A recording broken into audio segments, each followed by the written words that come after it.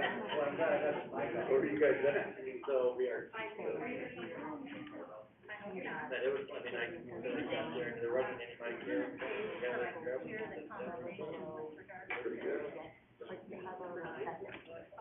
Yeah, that's pretty a lot of fun. Yeah, all these wires. And then the other thing too, what they do is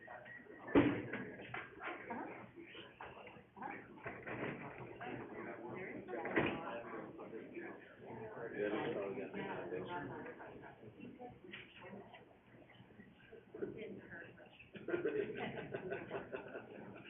Are you, man? And you really work for this job. Yeah. No, that's the crazy thing, huh? Okay, well, it is 6:01, the time has been set for, that little bit of vibration or feedback there, for a, city council workshop for the city of Caldwell growth perspective, reflecting on the city of Caldwell's growth pattern. And I believe, Mr. Matt, this is all you, if I'm not mistaken, so come on down. Take some time, and then if there's any questions, do you want to hold questions to the end, or just fire away as they come up? No choice. Either way, any preference for the council? No. Okay. We'll kind of play it here, but if you do have a question, feel free to, I know I always forget mine unless I write it down, so. Okay. Try not to interrupt you, but I'll give you time, so it's all yours. Thanks, Mayor and Council. I'm not doing this alone.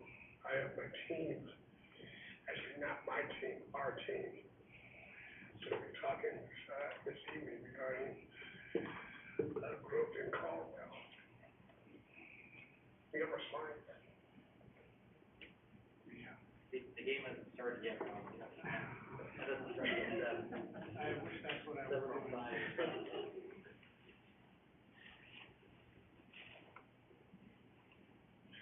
I have handed you a handout on some of my comments that will follow along with the slide presentations, Ralph. Okay, good.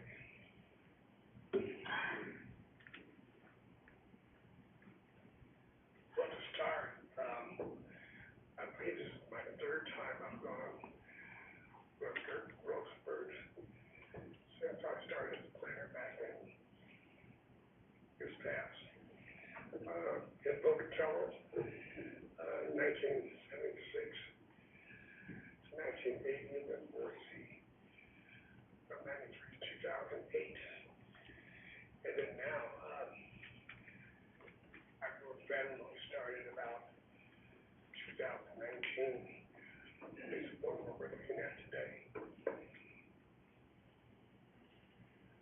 My current population estimate is 66,450. A person per household, 3.3, multifamily 2.3, and mobile homes 3.9. Hispanic Latino population, 38.8, median age 31. What we want to mention this evening, starting off, is that growth is not a silo. That is, when we look at economic development, planning, development of subdivisions, infrastructure, transportation, and impacts on schools, parks, etc. They don't happen individually. One impacts the other.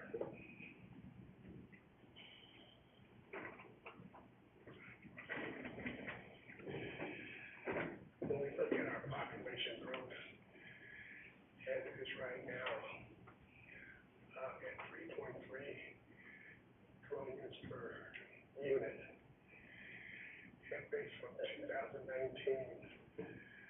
to today, we have averaged 2,500 increase in population every year. That's about 750 dwelling units. And so as we look at the last 3 years, we've had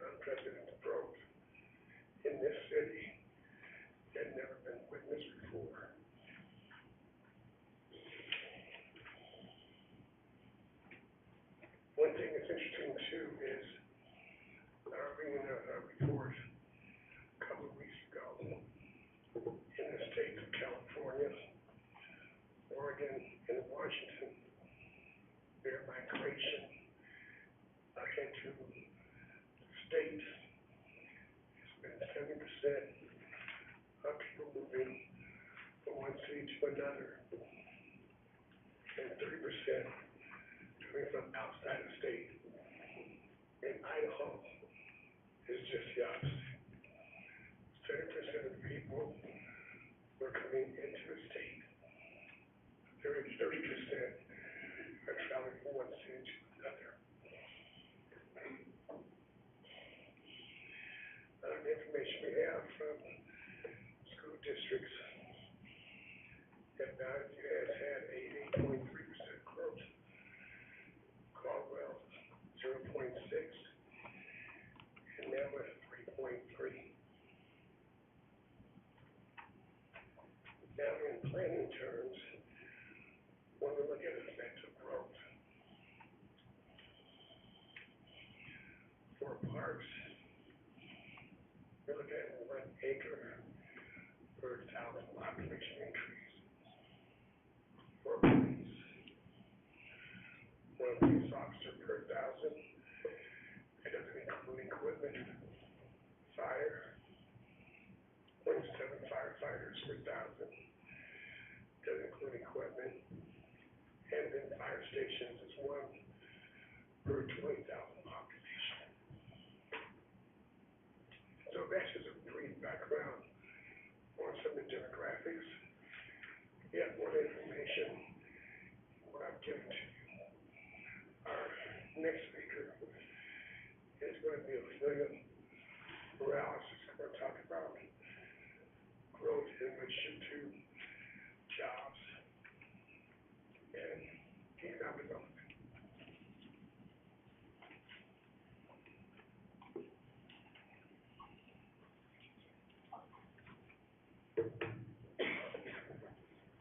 Good evening. Jerome mentioned, I'm Ophelia Morales. I'm the Economic Development Specialist for the City of Caldwell.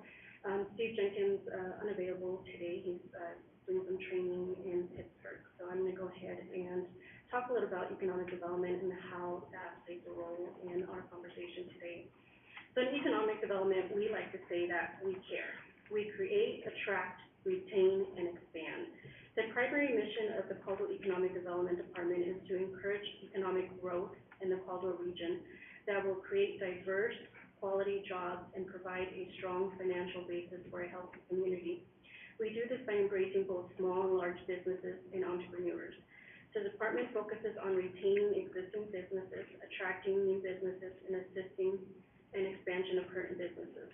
Caldwell has seen a significant growth over the last few years, much of which is attributed to the low cost of doing business, the ease of establishing business, our highly motivated workforce, and a pro-business city administration.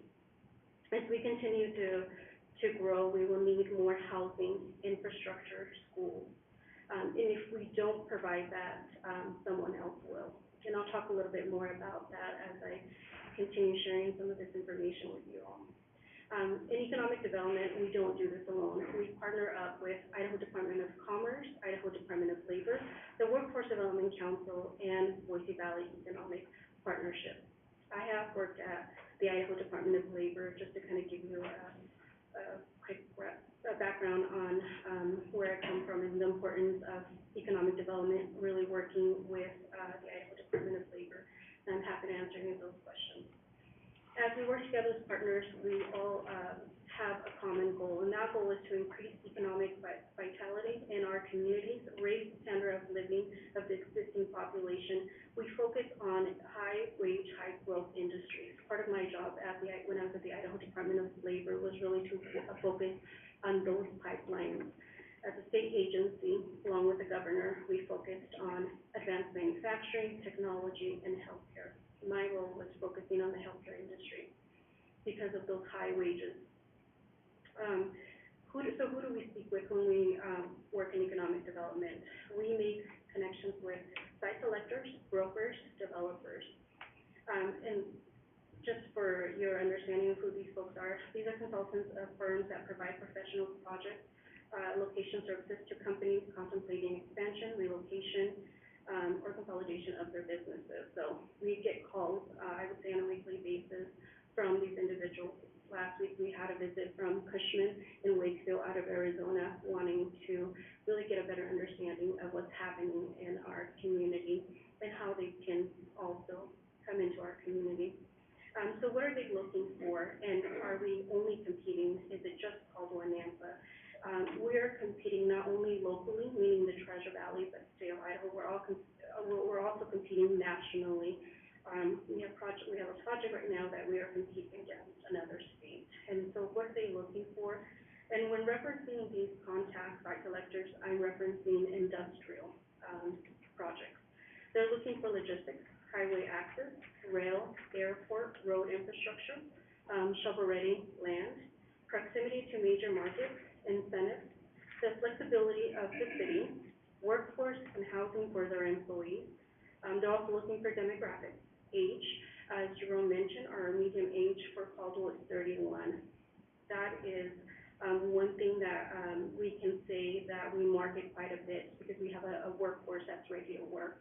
Whereas if you were to go, let's say Emmett, their median age is 39, so a little bit older than Caldwell. They're also looking for population. Do we have enough individuals in the workforce that are ready, and are we diverse enough? And that's why Jerome mentioned that 38.8% Latino population. When we're trying to attract the Google, the Facebook, even Micron, that's one of the things that they're looking for is diversity. They're also looking for a pipeline. Do we have education system in our community? In Caldwell, we do. We have Treasure Valley Community College, College of Western Idaho, College of Idaho, and we're close proximity from Boise State, NNU, and many proprietary schools. So that's in terms of industrial. When we're looking at retail businesses, they're looking for location demographics. They're looking for population, medium income. For example, Starbucks. We got Starbucks landed in Caldwell about 6 years ago. I like to take credit for that because their population used to be at 60,000. That was the year that I had my daughter, and population was just 50,000. And so I frequent Starbucks quite a bit. So Costco, right now, they are currently looking for land. My understanding is they possibly did purchase some land. They purchased land 10 years before they actually built. Currently, when I spoke to their management team, they are looking at Caldwell or Kuna. More than likely, they'll end up in Kuna as their next location. The reason why they'll end up in Kuna is their median income. Median income for Kuna is $78,528, where our median income in Caldwell, we're at $54,000. We want to make sure that people have funds to spend at Costco. Eventually, they'll make it here, but it's going to be a bit. Bimart landed in our community thanks to Carrie Smith. She was the economic development specialist at that time. She did her homework in terms of, were we the market for them? She went after them, we were the market for them, we fit that population, that medium age. They're now in Caldwell. We asked ourselves, why don't we have an Albertsons market? Sort of Boise has a Albertsons, I believe they're called Marketplace. So does Star. And the reason again being that they're looking for a specific income. The income for Star is at $72,000 compared to Caldwell, we're at $64,000. When we're asked, why don't we get a Cafe Rio here? Cafe Rio again is looking for a medium income. We don't have that medium income. And then Lisa here had asked me if we can get an IKEA. I would love to have an IKEA, but we just I got a rally. so we just don't have the population or the medium income for those types of businesses. And of course, they're also looking for accessibility, visibility, and traffic, and that's what you see at Indian Creek Plaza. The Steel will tell you, that's the ice cream shop, will tell you that there's no reason for them to come to Caldwell. The only reason that they came to Caldwell was because of Indian Creek Plaza. So if you go around, just take the time to talk to these businesses and just have a conversation as to why Caldwell. They'll tell you Indian Creek Plaza. When these businesses are looking at Canyon County, in the past, Canyon County has been Nampa. So we've made it on the map by having Indian Creek Plaza, and now we are running out of space at Indian Creek Plaza. My next, topic that I wanna cover is notable projects. We want our citizens to be able to obtain employment in our city and have those good paying jobs. And we wanna make sure that when we wake up in the morning, that if we need to make that job change, or if we lose our jobs, that there's another well-paying job in our community. And those notable business parks have been Sky Ranch Business Park, right off of 84. There's over 300 acres, over 54 businesses, 2,000 employees. The average wage is 24. So I'm having these conversations with these, businesses that are in the Sky Ranch Business Park.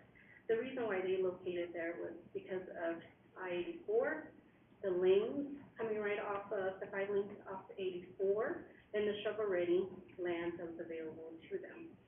Currently, right now, we have Fresca Foods, that's their headquarters out of, the Sky Ranch Business Park, Capital Distributing, and they are actually expanding and adding 65,000 square feet to their current building as we speak. Nemo Arms will be opening up soon. They are bringing 250 jobs, paying over $56,000. Nemo Arms could have gone anywhere. We were competing against another state, but they found the right site that was shovel-ready in Sky Ranch Business Park. Johnson Thermal has 250 employees located in Sky Ranch Business Park. They currently own another location in Ontario. Currently, they are running out of space, and so I'm working with them to help them address their parking issues. We're working with Commuter Enterprise so that they can then use that parking to expand. We don't want to lose those businesses. We want to make sure they stay here in Caldwell. The pay range for them, general labor is at $18 an hour. Industrial electricians are being paid $42 an hour, just to kind of give you a picture of the pay. North Ranch, that's 114 plus acres. That's almost completely leased out. That's where the D&B headquarters will be, and 2 of the largest speculation buildings in the Treasure Valley. And then, of course, our North Caldwell property. Currently, we have many of those properties under contract. Right now, we are already running out of industrial property in our city. And when we do that, we see other communities like Nampa kind of take advantage of that. I believe they're off of Ustick and Midland. There's a property there, 114 acres, that they have turned into similar like Sky Ranch Business Park. They are building up that in Nampa as well, so just North Nampa, and that is through their urban renewal as well. They call themselves Nampa Development Association. We're very transparent here, we call ourselves Urban Renewal.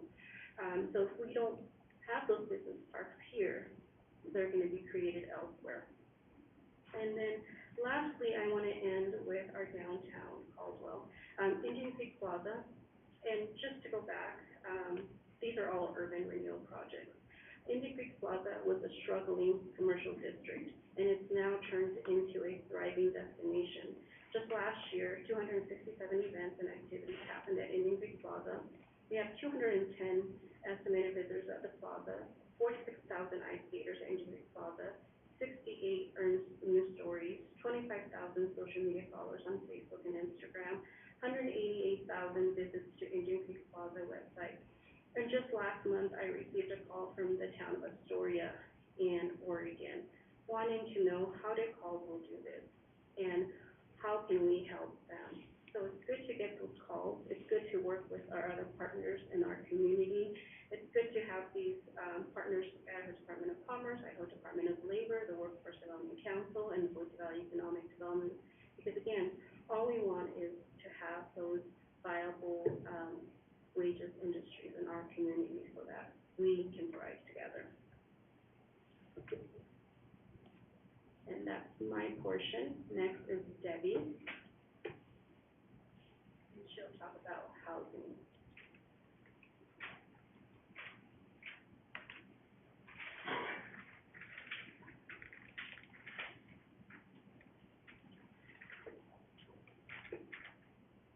Thank you. Celia indicated, Deb Root, Senior Planner, or Planning and Zoning Department. And development is a continuous process.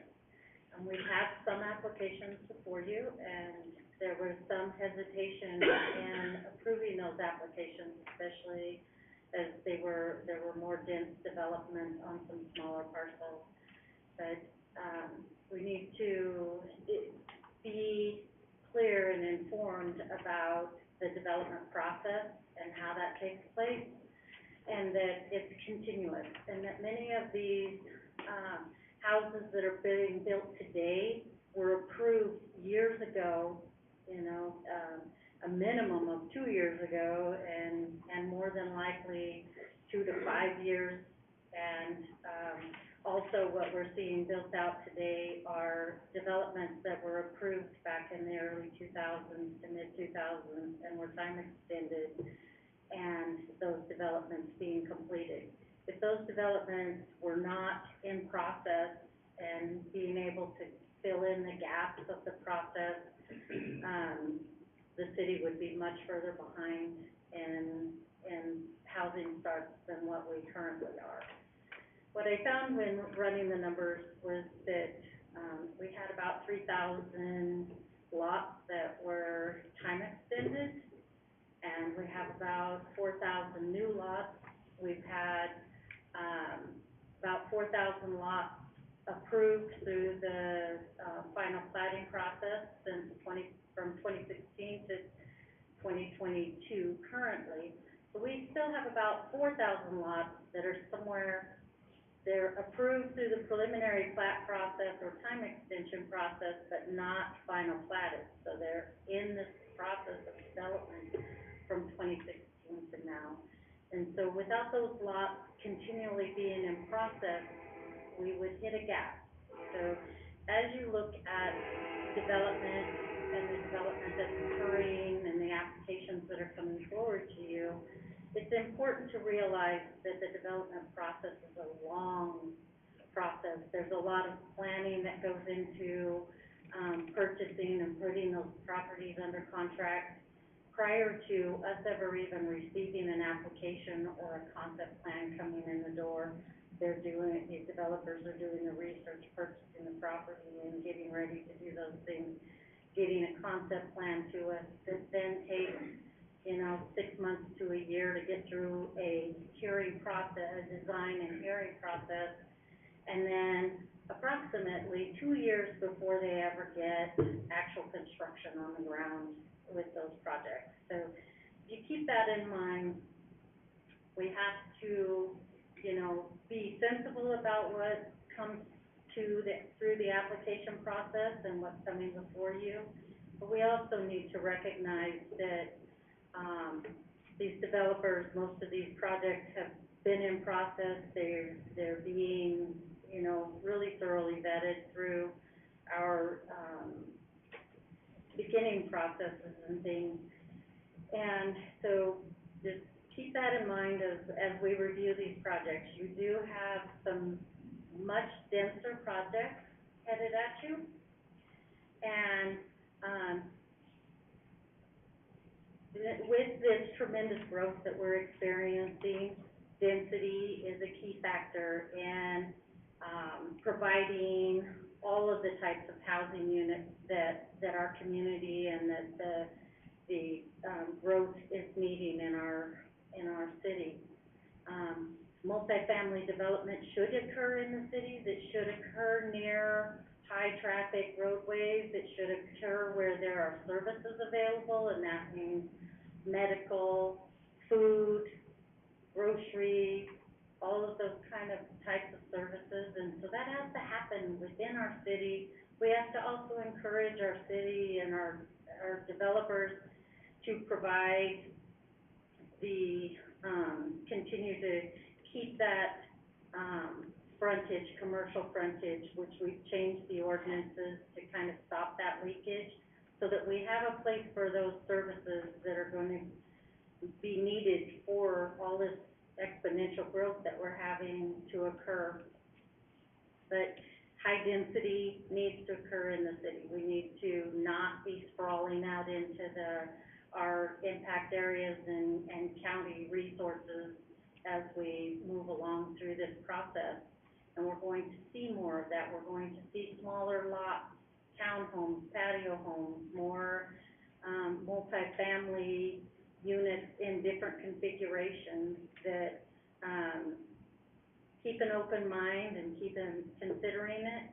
But the other thing that the development community needs is that they need to know what your expectations are. They need a clear, idea or thought that if they've spent all this money ahead, and it's not just them, it's our time as well, and the city's time that we're taking with these applications, but to have a clear expectation that if they bring forth a good project, that they're going to be given due consideration and thoughtful consideration, to not just say, I don't want this multifamily, or these lots are too small, or there's not enough mix. You know, we just need that, kind of that assurance that they're gonna get a fair look at the development process as they come through here with our things. If there's things in our documents that need changed, if there's expectations of this council that need to be addressed in the ordinances, then that also needs to be told to staff so that those things can be addressed and taken care of, so that the development that does come forward and is occurring is what the council, is expecting from a design and a long-term, viability of our city.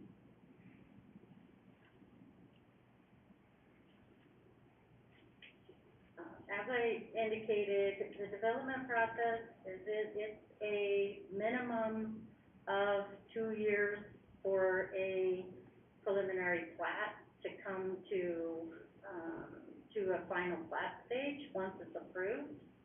And then typically they're in phases, and so it'll be a 7 to 10 year build out typically for these projects. You know, most developers will do, they can only do a minimum of 20 lots, so they can't do less than that in a phase. But, typically we're seeing about 40 lots per phase, per year, 1 per year in a development. Some of them are moving along much quicker than that right now, because growth is just demanding it.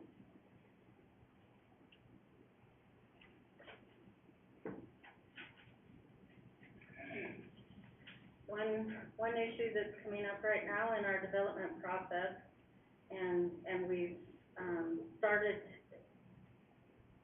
discussions with the school districts regarding this, is that our, heavy building and growth is having a tremendous impact to especially Valley View School District. And it's not just our growth, it's the city of Nampa's growth and the city of Caldwell's growth and Canyon County's growth that is impacting the Valley View School District significantly. We are working with them, and we'll be working with this council and team to try to, identify locations where those schools need to be, and then somehow identify some processes that may help that the developers contribute to that process. Because otherwise, people that live within the city are gonna be taxed out of their homes to try to build these schools that are much needed for the, developments that are coming on board as we move along through this process. So, with that, I think Rob is, up.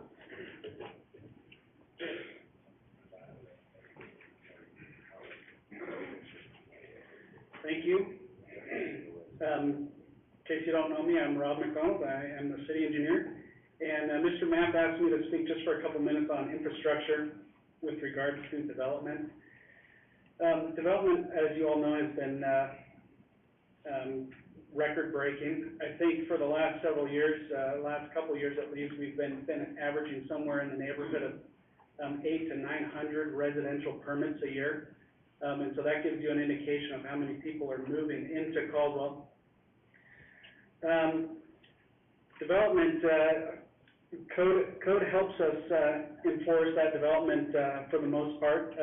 As much as we can, we get development to pay for itself. And so there's two different types of infrastructure that comes with development. For a subdivision, all the infrastructure requirements fall under, chapter 11 of the city code.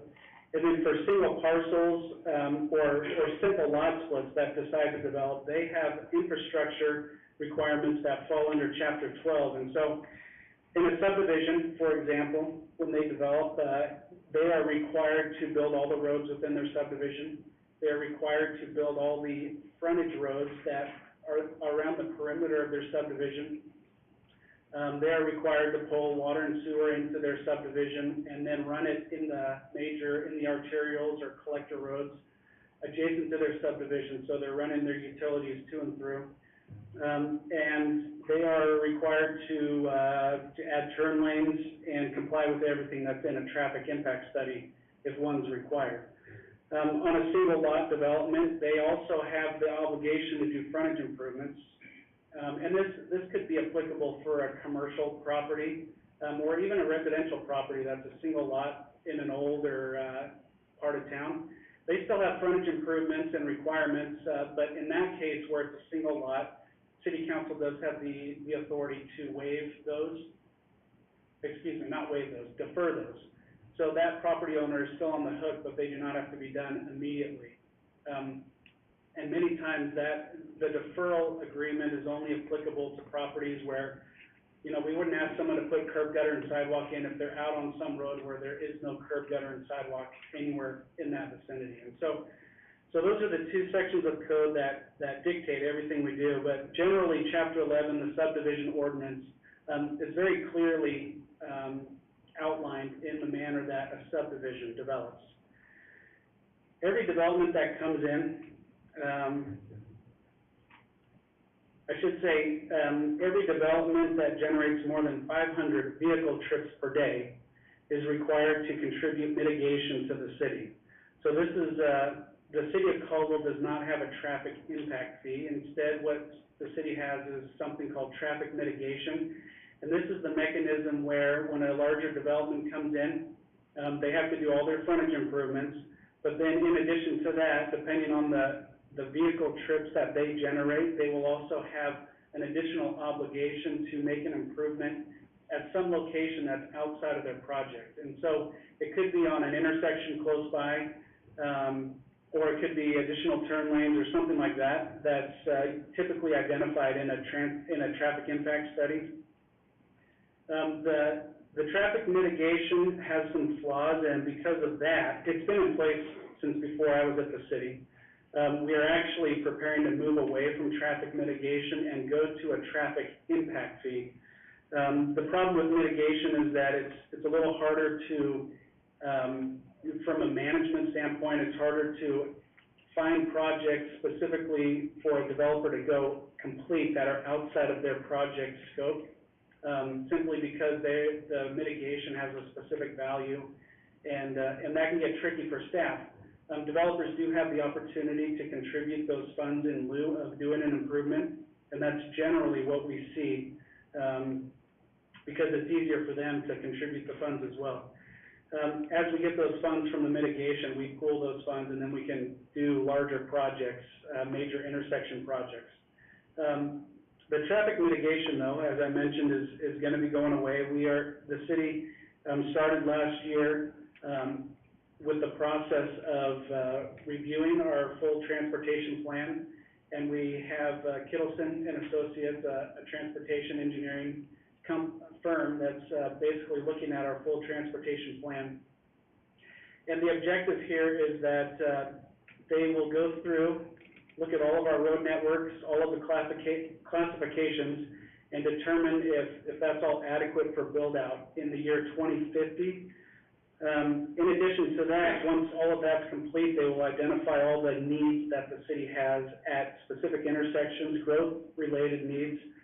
And then following the review and their study, following the completion of that, there would be a traffic impact fee that's established that would basically apply to any development. You don't have to be over a certain threshold. They would apply to any development, and it would all be proportional based on their trip generation. And the objective is to collect all the mitigation necessary to make the improvements that would be needed by the year 2050 with all the growth that we have going on. This transportation, study, and master plan will probably not be completed, it'll probably be early 2023 before it's completed, and then we would move immediately into, getting the traffic mitigation, or the traffic impact fees set up for all the development. The one thing that, I will mention regarding development, as development comes into the city, you know, there's always development that the city wants to see and locations where we want development to happen. But the important thing is that development drives road improvements. The city does not have the funding or the capability of rebuilding several intersections and doing curb, gutter, and sidewalk in a lot of areas. And so we rely heavily on development to pay for those improvements. And a good example of that is maybe up on Marble Front. There's been a lot of development coming in up in Marble Front area near Aviation and KCID. But now KCID is connected all the way, well, not KCID, Smead is connected all the way through to Marble Front. Aviation is connected all the way through to Marble Front.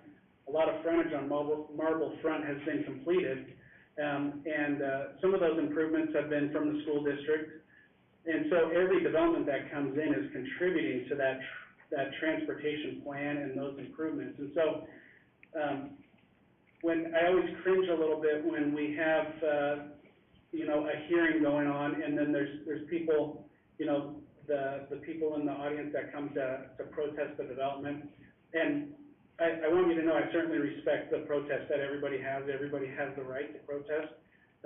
But a lot of times I hear things like, well, there's too much traffic, we can't have more development, or there's no sidewalks, we can't have more kids walking to school. But the important thing to remember is that these developments build those improvements. And so once the development comes in and puts the sidewalk in, or improves the turn lane on the corner, or helps with the intersection, that's what actually helps the transportation plan meet what it was originally intended to be. So those are just some notes of the infrastructure. Water and sewer developers are always required to pull water and sewer to their developments. And so, and those are all on the city, you know, the city potable water, and they discharge into the sewer system. The other thing, the city is not responsible for the private development, the private utilities like gas and power. And also in the city, there's a lot of old irrigation in the old parts of town, flood irrigation. Those are all private facilities, and so the city is not responsible for those. And that can be hard, you know, those property owners have a lot of issues with that old irrigation system, and because it's all private, we aren't able to go in and fix it for them without taking over the system and perpetually maintaining it. We do have future plans to, you know, over the next 30 years to try to get the entire city on pressure irrigation to where the Caldwell Municipal Irrigation District would then maintain all the irrigation. But there are difficult areas that are private still. That's development in a nutshell. I'm happy to answer any questions now or after Mr. Mapp is completed. Maybe not a question, Rob, but just while you're up there and it's fresh on mind, just a little bit more with that traffic impact fees, some more of the benefits on that. And I'm glad, I think we should have done that years ago, so I'm glad that we're going that direction. Like Rob said, it helps make sure that everybody's paying into that, not just those, you know, larger developments or have more than 500, it's everybody, and it's the new development that's coming in paying that fee. If not, what you can see sometimes is then you can go out and do these roadway improvements. Otherwise, you see where, and I got this question asked so many times, you got curb, gutter, and sidewalk at this point on this road coming this way, and curb, gutter, sidewalk coming to this point, and you got an empty spot in the middle. They're like, why can't you go in and build that road out and finish that and put that sidewalk in? Because under the old way, you had to wait for that to develop, or you went out and used everybody's taxpayer dollars to do that. With this, you're able to use that money that's coming in from new development. You're not making the existing residents pay for these improvements for new development. And so you're able to take that and do those improvements and finish those roadways. So there's multiple positives that come out of that traffic impact fee So I'm glad that we're going that direction. I understand it takes time, but it's gonna be a good thing. Let's make sure that new development is paying for its growth. Growth is paying for growth, not the citizens that have been here forever paying to improve these roadways that just couldn't be done because it hasn't been developed yet. So there's a lot of positives on that, so.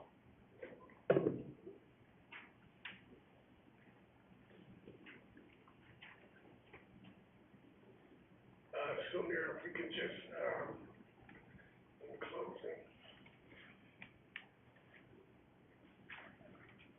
as you heard this evening,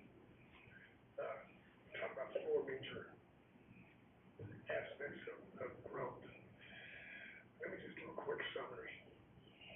In regards to economic development, it's expanding new business. There's also expanding existing business. A lot of times you forget that when we talk about economic development. You want to see new business come in. We want existing business to grow. We want to create jobs. And one issue about creating jobs, like in your community, they have a place to live. So if they don't have the housing, what we're going to get are people who work in Caldwell and spend their money somewhere else. They call that leakage. In subdivisions, what we see mostly is single family. As Debbie mentioned, we need a multifamily. We need affordable housing. And that's a term everybody throws around, but we haven't seen much of it. On the planning side for us, we look at land use compatibility. One thing we're lacking are the services, dry cleaner. If you look to the north of I-84, what services are available for the people that live on that side of the city? We have a lack of grocery stores, lack of retail, especially on that side. As Rob mentioned, infrastructure and water, sewer, development of streets. We have a water and sewer master plan. We have a street master plan. One of our challenges is growth in the county. So we continue to get requests of not building in, but building out. Continue to do that. We call that sprawl. It's a balance. Transportation. We commute from Boise to Caldwell, vice versa. But within the city, we don't have a dedicated transportation system. Buses. We do have pathways, bike routes, but we have gaps in that as well. And then we talked about schools already. We don't talk about our parks. As the city continues to grow, there's a need for more parks and recreation.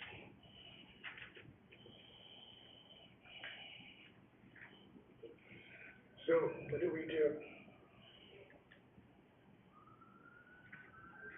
I heard time and time again, growth is a continuous process. What we do today affects tomorrow. Growth is managed by our comprehensive plan,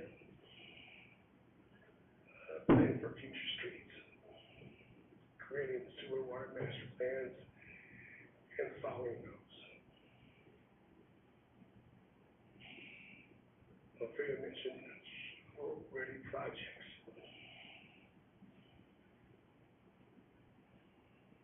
One thing we've talked about among staff is interchange. And you said road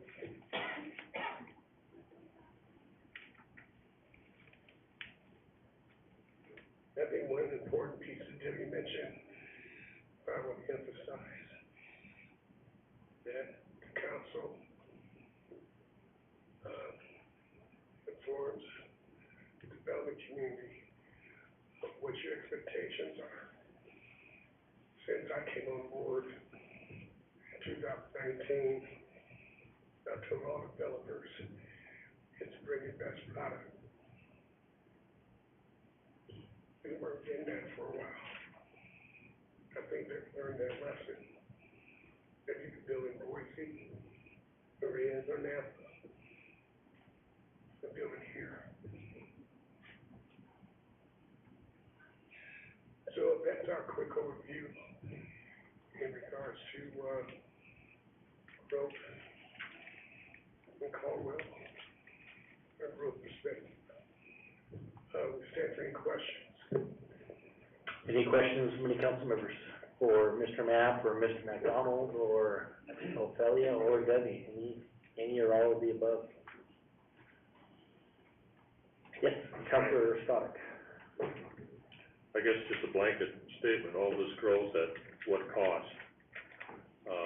And just comments, not necessarily questions for your staff, because last time I looked, we still have the highest taxes in the Treasure Valley here in Caldwell.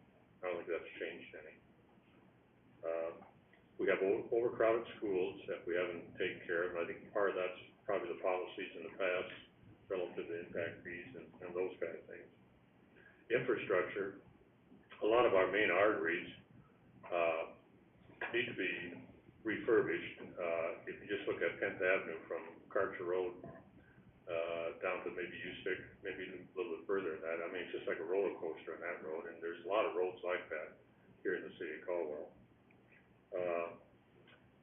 Labor force versus the services that we need to address the growth that we have. I think just about every department, from what I understand, we're lacking people here in the city to take care of the services that these folks recommend relative to growth, the new subdivisions going in and whatever. We just don't have enough people. And affordable housing is another, I think, problem we have, relative to, keeping this thing under control. And I think, I don't know what's gonna happen here in the next 3 to 4 years, but, a lot of people are willing to develop a business here, but a lot of people don't work here because of the high taxes and some of these other situations we have. And I know, I talked to the Valley View School District folks, at some extent, and, this even goes into Napa too, but there are some folks over there in Napa, some contractors that actually supply ground for new subdivisions that helps the Valley View School District, and we don't do that here either.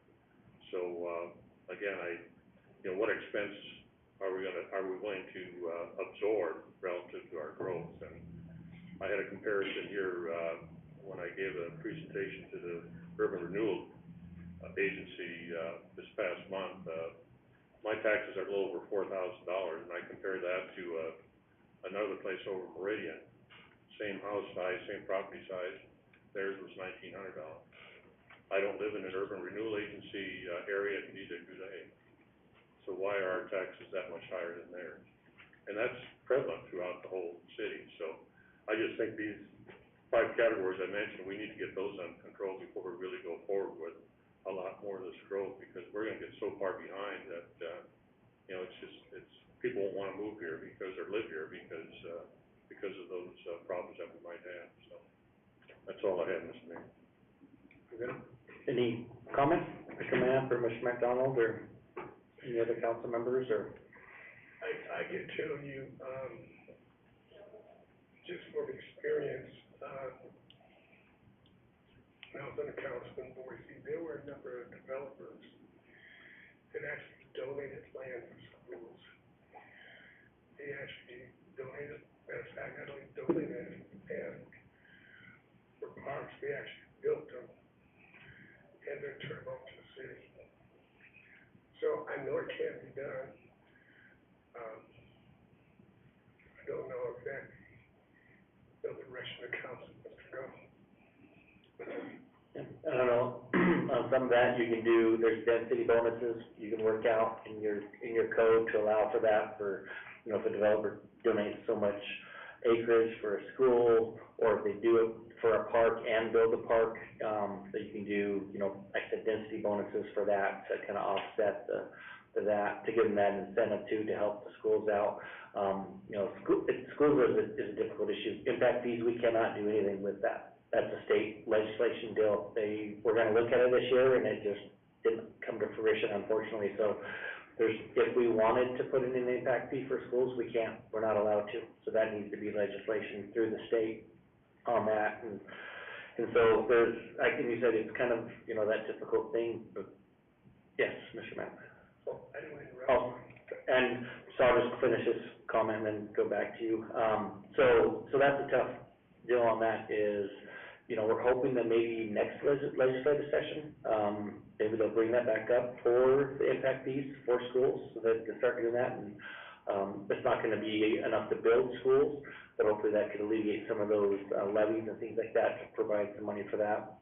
For the Meridian thing too, it'd be interesting, and I don't have the numbers on that, but to compare, you know, how much for their property tax is commercial, industrial, compared to residential. And I imagine there's a big influx difference, that the majority of theirs is probably commercial, industrial. That's where you get that tax base for that. We're starting to get there, but we're still behind, just because a lot of these businesses, industrial that have come in the last 5 or so years, they're just starting to hit the tax rolls because they get those incentives from the county.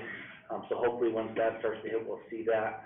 Those businesses obviously need people to work. If they don't have the employers within 10 or 15 miles, they're gonna go somewhere else.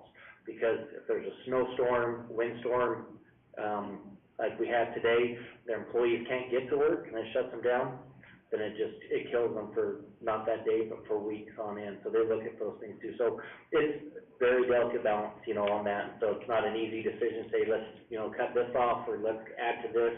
It's kind of that, you know, planning is a very complex thing, as you see, it involves so many different areas, and you know, you turn off one faucet here, then you're gonna get more over there, and so it's just very delicate, which do you turn, how much, and in which direction. So just some of the comments, I guess, that I had. I don't know if there's any other questions or comments. Yes, Councilor McGee. Thank you, but, Mr. Matt, did you want to address something that the mayor was talking about first, and then I can save mine for that? I'll let you go first. Sure? I normally don't go with a microphone like that, Mr. Matt. I just wanted to just make a comment, Mayor, perhaps building on something that you said, and it's actually something that Philly said that I think is so important as we have these discussions, is that we are in competition, constant competition with other states and other communities to bring these great developments and these especially on the commercial end. Right, and I just commend you and Steve, and then Steve before you, for the hard work that's going on there, because without competing, without being able to offer a package, without being able to, as you pointed out, have shovel-ready projects ready to go, those things would not happen.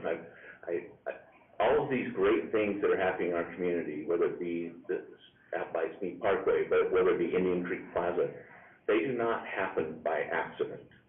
They happen because you have people in the right positions to make good decisions, you have good staff, you have people such as Destination Caldwell, private business owners who are willing to get together and work with the city government to come up with something special, something that's totally changed the face of our community. And so we've got challenges, there's no doubt about it, and growth is probably going to be the key challenge, not only for me, but my kids and the mayor's children, and this is going to be happening, I suspect, for the next 25, 30 years. But other communities address this. Other communities have dealt with this.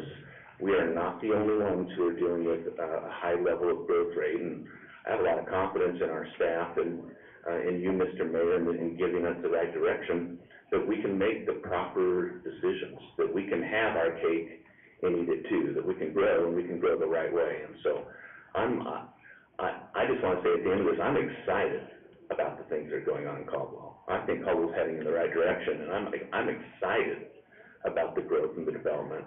We just need to make sure as we go through the next couple of years that we're doing it the right way.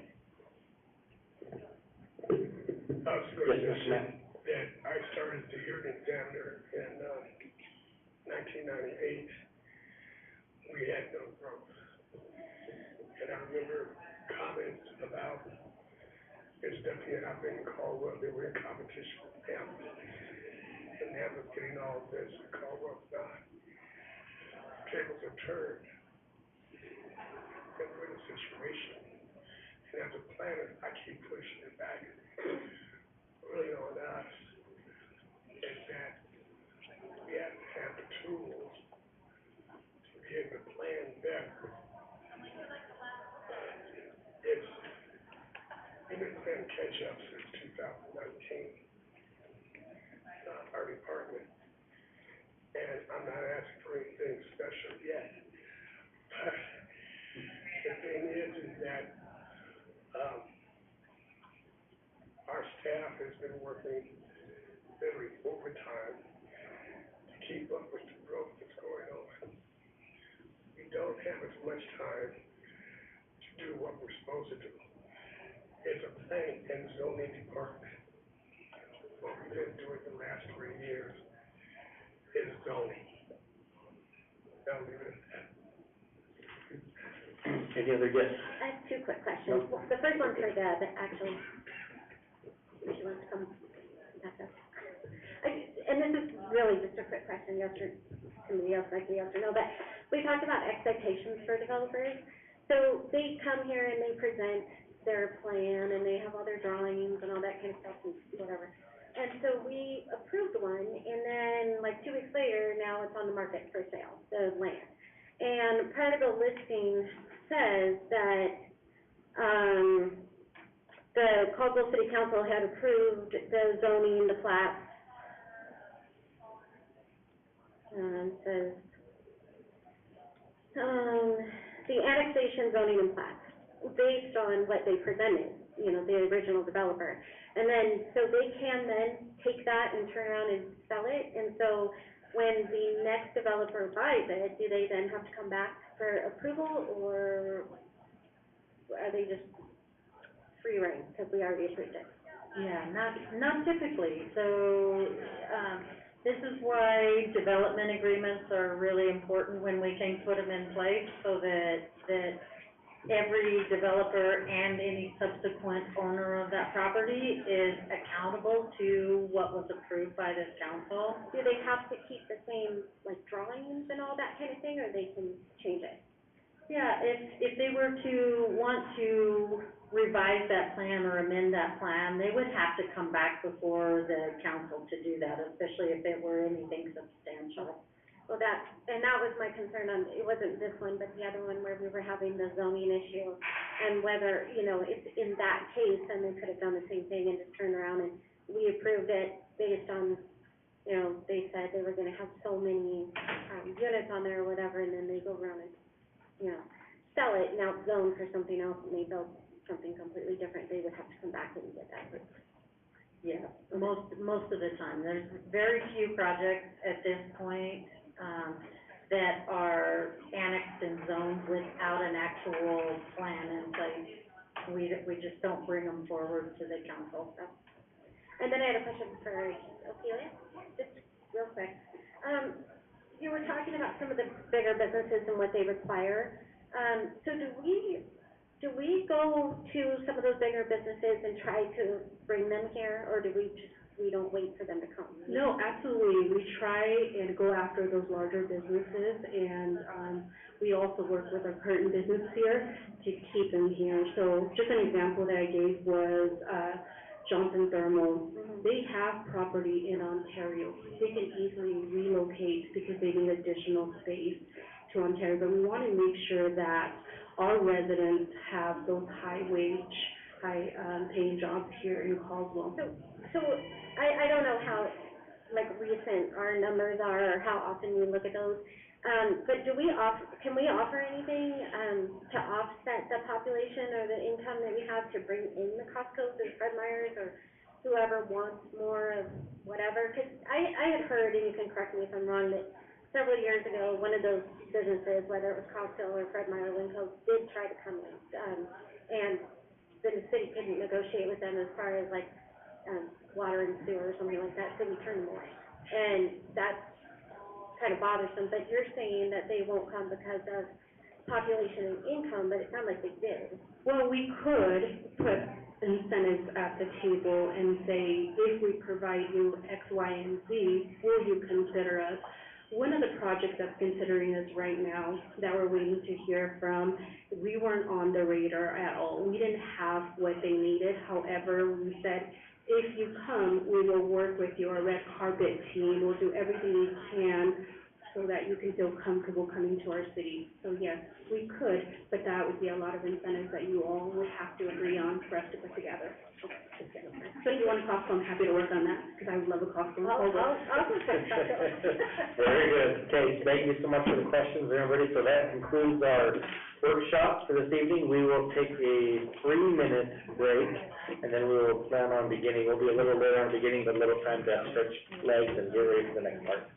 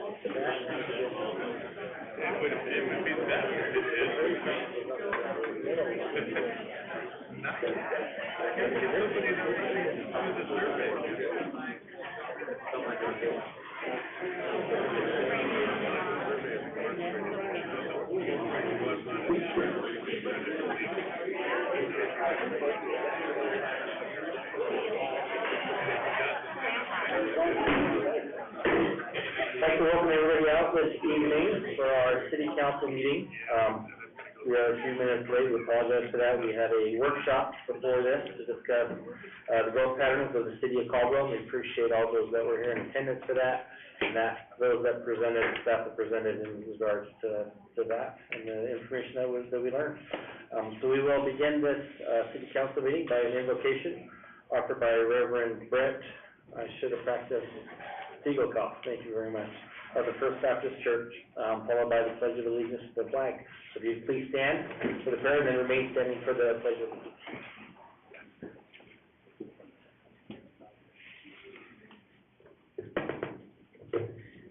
Heavenly Father, we thank you for the opportunity to come here and meet as a community that has unity and is growing and is seeing prosperity. And so we want to acknowledge all prosperity as from you, that your sovereign hand is working powerfully, and we are thankful that so many are coming here. And we pray, Lord, that this is a community that is safe for them, that they can contribute to and become a part of, and help with that prosperity. Lord, I pray that in that prosperity, we would remain humble as a community, we would remain loving, we would remain compassionate to all those around us, and that we would love our neighbors as we seek to love you, Lord. And so I pray for everyone here, I pray for the agenda, Lord, that you would guide each and every step and the conversations that are had for clear communication. Lord, I pray for your guidance on everyone, for truthfulness and honesty and goodness and righteousness to be a part of every meeting. And Lord, I thank you for every family here. I pray your hand of protection, security, and blessing on all the families here. I pray that you would unite families and that you would keep them together, Lord. This is the foundation of our society. And so we find ourselves thankful for your many blessings and pray that we would always acknowledge them as coming from you, the Almighty above. And I pray all this in the name of Jesus Christ. Amen. Amen. I pledge allegiance to the flag of the United States of America and to the republic for which it stands, one nation, under God, indivisible, with liberty and justice for all. Okay, thank you so much for being here, Reverend. We appreciate that. Great way to start our meeting. We'll now have a roll call by the clerk. Alden. Here. Williams. Here. Jody. Here. Dottie. Here. Register. Here. Here. Very good. All city council people are here and present. Are there any conflicts of interest to declare by any of the city council members? Okay, so we'll move on to our special presentation. First is Caldwell Fire Department pinning and promotion ceremony. So we do have some promotions and pinnings to do for that. So we invite, is Chief Johnson doing it, or did you delegate it to Chief Perry? So if you come forward along with those that are being pinned and promoted to the front, we'll get that taken care of.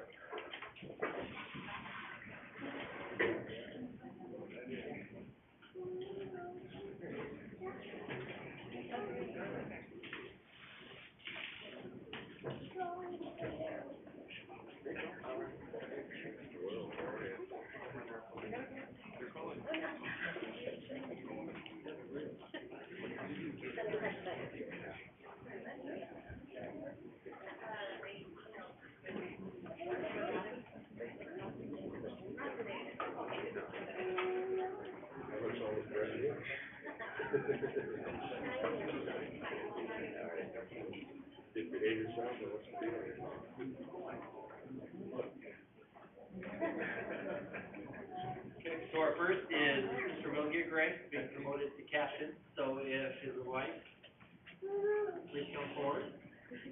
So I've known Will for many years, and we actually grew up together. Will tried to kill me on a four-wheeler once upon a time, many years ago, so luckily he didn't succeed, so. But anyway, just want to congratulate Will on his promotion to captain, excited for all the years of service that he gave us, and also for many more to come. Oh, thank you.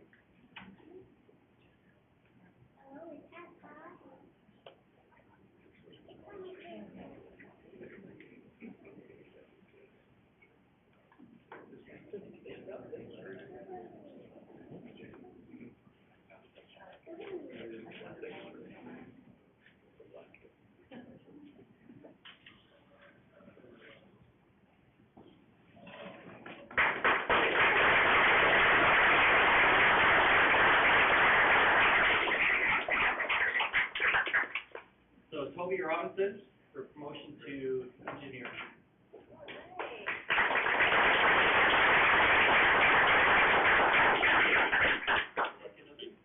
She would please come forward. And I think she did this to you, right? So why don't you kind of show her what she does?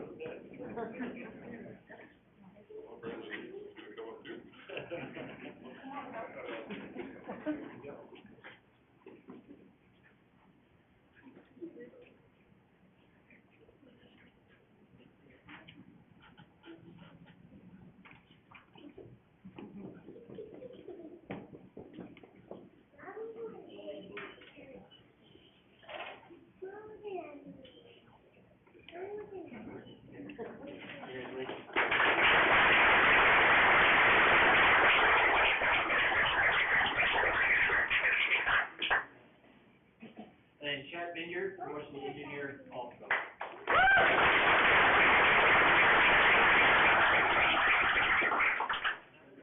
Your son, very good. What's his name?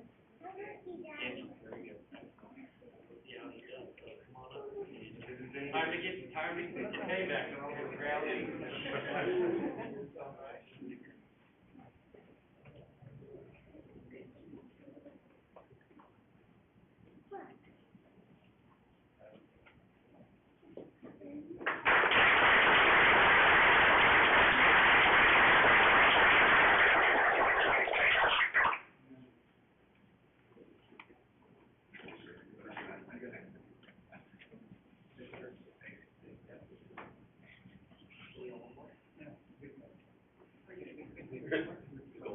So hit, are we doing hit now, or after you start?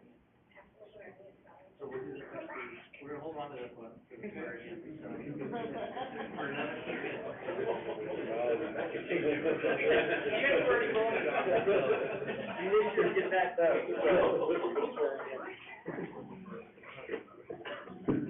Very good, and congratulations again, all well deserved, well earned, we appreciate your service. We appreciate the other firefighters that are here to support you and all that they do for our community and for our citizens. And yes, we do have later on, we will have a swearing in of our new, fire chief. We're excited to do that, so we'll hold off on that just after these, rest of these special presentations. So our next one is a proclamation for Sexual Assault Awareness Month.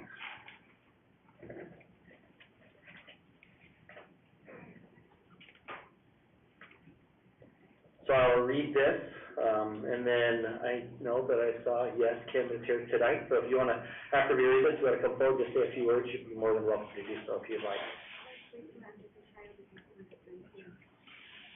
Sorry, what was that? Oh, okay, all three of you, okay, perfect. So this is Sexual Assault Awareness Month proclamation.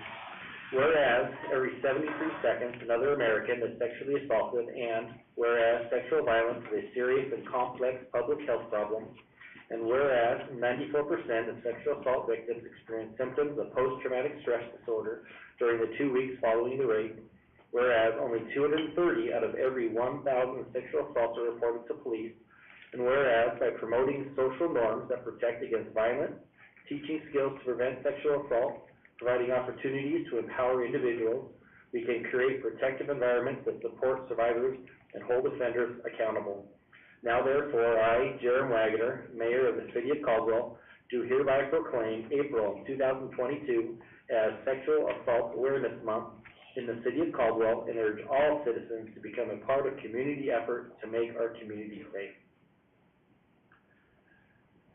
And we'll just go and read both of these and then present them at the same time, if that works. Very good. So this is, next item is proclamation for National Child Abuse Prevention Month.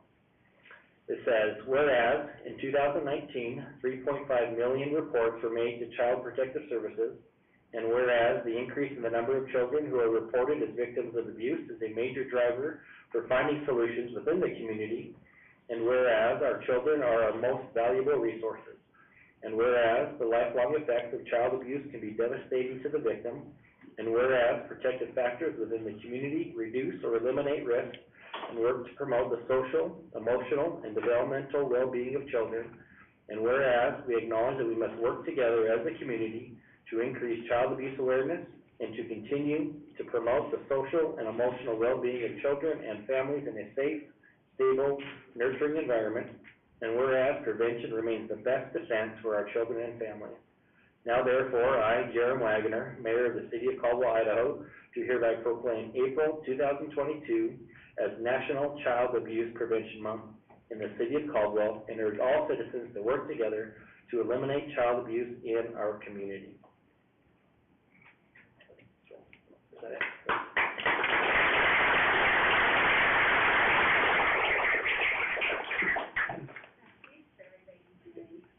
Pinwheels for pinwheels, we're gonna be putting pinwheels up Tomorrow, tomorrow. 1 o'clock. And I brought you a T-shirt to wear for that, so we can all match. Very good. And then I also brought some, pins as well, so that you can distribute them to, employees throughout the city. So that they can wear one either for sexual assault is teal and child abuse is blue. So thank you again for seeing me in front of you again. I'm getting to be a popular little figure around here. But we have, it seems like every other month we have some sort of proclamation to do, but we do know, and I was listening earlier to all of the testimonies about the growth that's coming in, but what we know is that 1 in 3 of each individual moving in will be impacted by domestic abuse or sexual assault, and 1 in 7 children will be impacted by child abuse.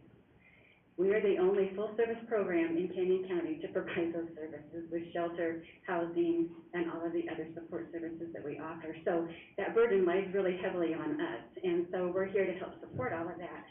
We also know that child abuse and sexual assault cost the United States $428 billion annually. How much is that costing our city in productivity? And we've got those people moving in, but they're calling in sick every other day because there's something going on in the home. And that needs to be stopped, and that needs to be helped and prevented. And so that's what we're here to help do, is stop and help and prevent that. With the hope, healing, and strength that we offer at Hope Store and Advocates Against Family Violence. We've been here for 19 years now, 24/7, 365. It doesn't seem like it's been that long. Next year's our 20-year anniversary. And this last year, 5,725 youth received services through our program. That's a lot of kids. That's a lot of kids. But they're getting the help and the services that they need. And then we also served 76 with sexual assault. That's a large number for our county, really, honestly. And those are the ones who are coming forward and saying that they've been assaulted. How many more have been reported that we don't know? We don't know.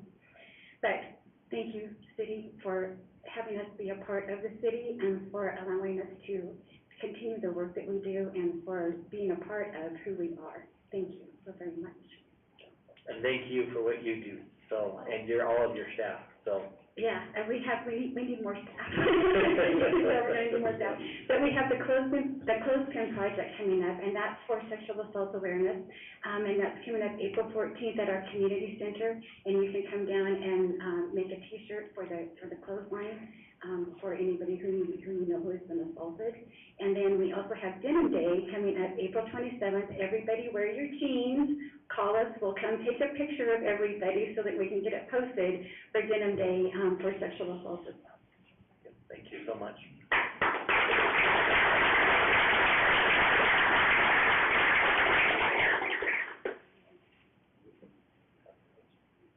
you so much. And so that's tomorrow at 1 p.m., correct, outside City Hall? So if any of the council members or anybody here would like to join us, so we'll be doing that in recognition of those things, so. Abuse prevention, and then if you can't make it to that one, it will be at Caldwell PD on Wednesday at 10 o'clock, and then, at our community center office on Thursday. So if you can't make one of them, well, then we'll see you some other time. There you go, perfect, thank you so much, Kim, we appreciate all that you do.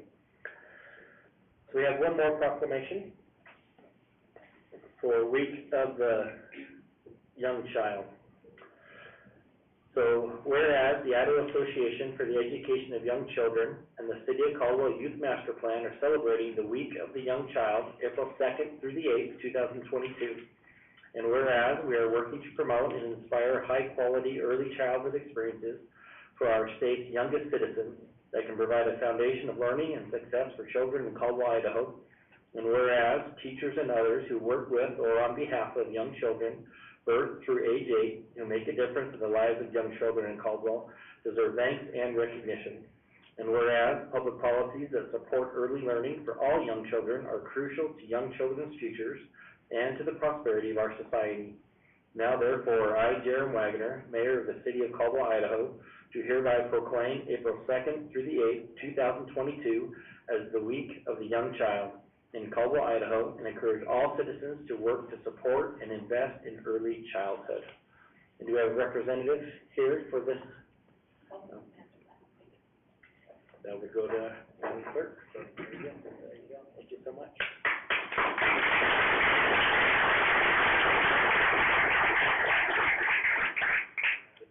So, as you notice, multiple of those talk about children. And as we all know, that is our future right there. So grateful that we're able to do those proclamations to recognize how important children are, how important it is that we are there to protect our children, and to stand up for them. If, you know, there are so many studies that show if a young child has just one adult figure in their life that they can rely on, that they can count on, that they have that much more opportunity for success in their lives. And so just encourage you, if you have those opportunities to mentor, to be there for a young kid, to take that opportunity. Make sure they know that they have worth, and that they have a future, regardless of whatever their home situation is. So it is so, so important. So thank you so much for all that you do, Kim. Thank you so much to our Madam Clerk, Debbie Geyer, for our Caldwell Master Youth Plan, or Caldwell Master Youth Committee, and all they do in helping support our children. So thank you so much for that.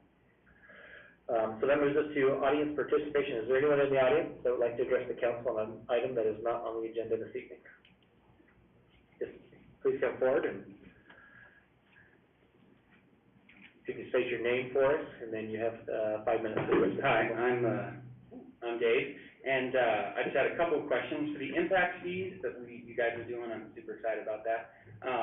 But I didn't notice, did you talk about firefighters, ambulance, and police in that? Was that covered in our impact fee option? Okay, good. So great question. So, you're talking about like in the workshop, we talked about the traffic impact fees? Yeah, just in general, in Caldwell for the new infrastructure for impact fees for those branches. Yep, no, that's a great question. So in the workshop, we did discuss about the traffic impact fees, because currently we do not have traffic impact fees, as was mentioned, is traffic mitigation. So that's a new impact fee that we'll start to collect next year. Currently, we do collect impact fees for police, for fire, and for parks and recreation. And we are actually, we're making sure that we review those on an annual basis. And we actually just talked about this, was it even today, where we mentioned, I think it's Monday today, where we talked about getting our impact fee committee together. So we are reworking that. Several of our impact fee committee members don't comply with current state code, where they have to live within the city limits.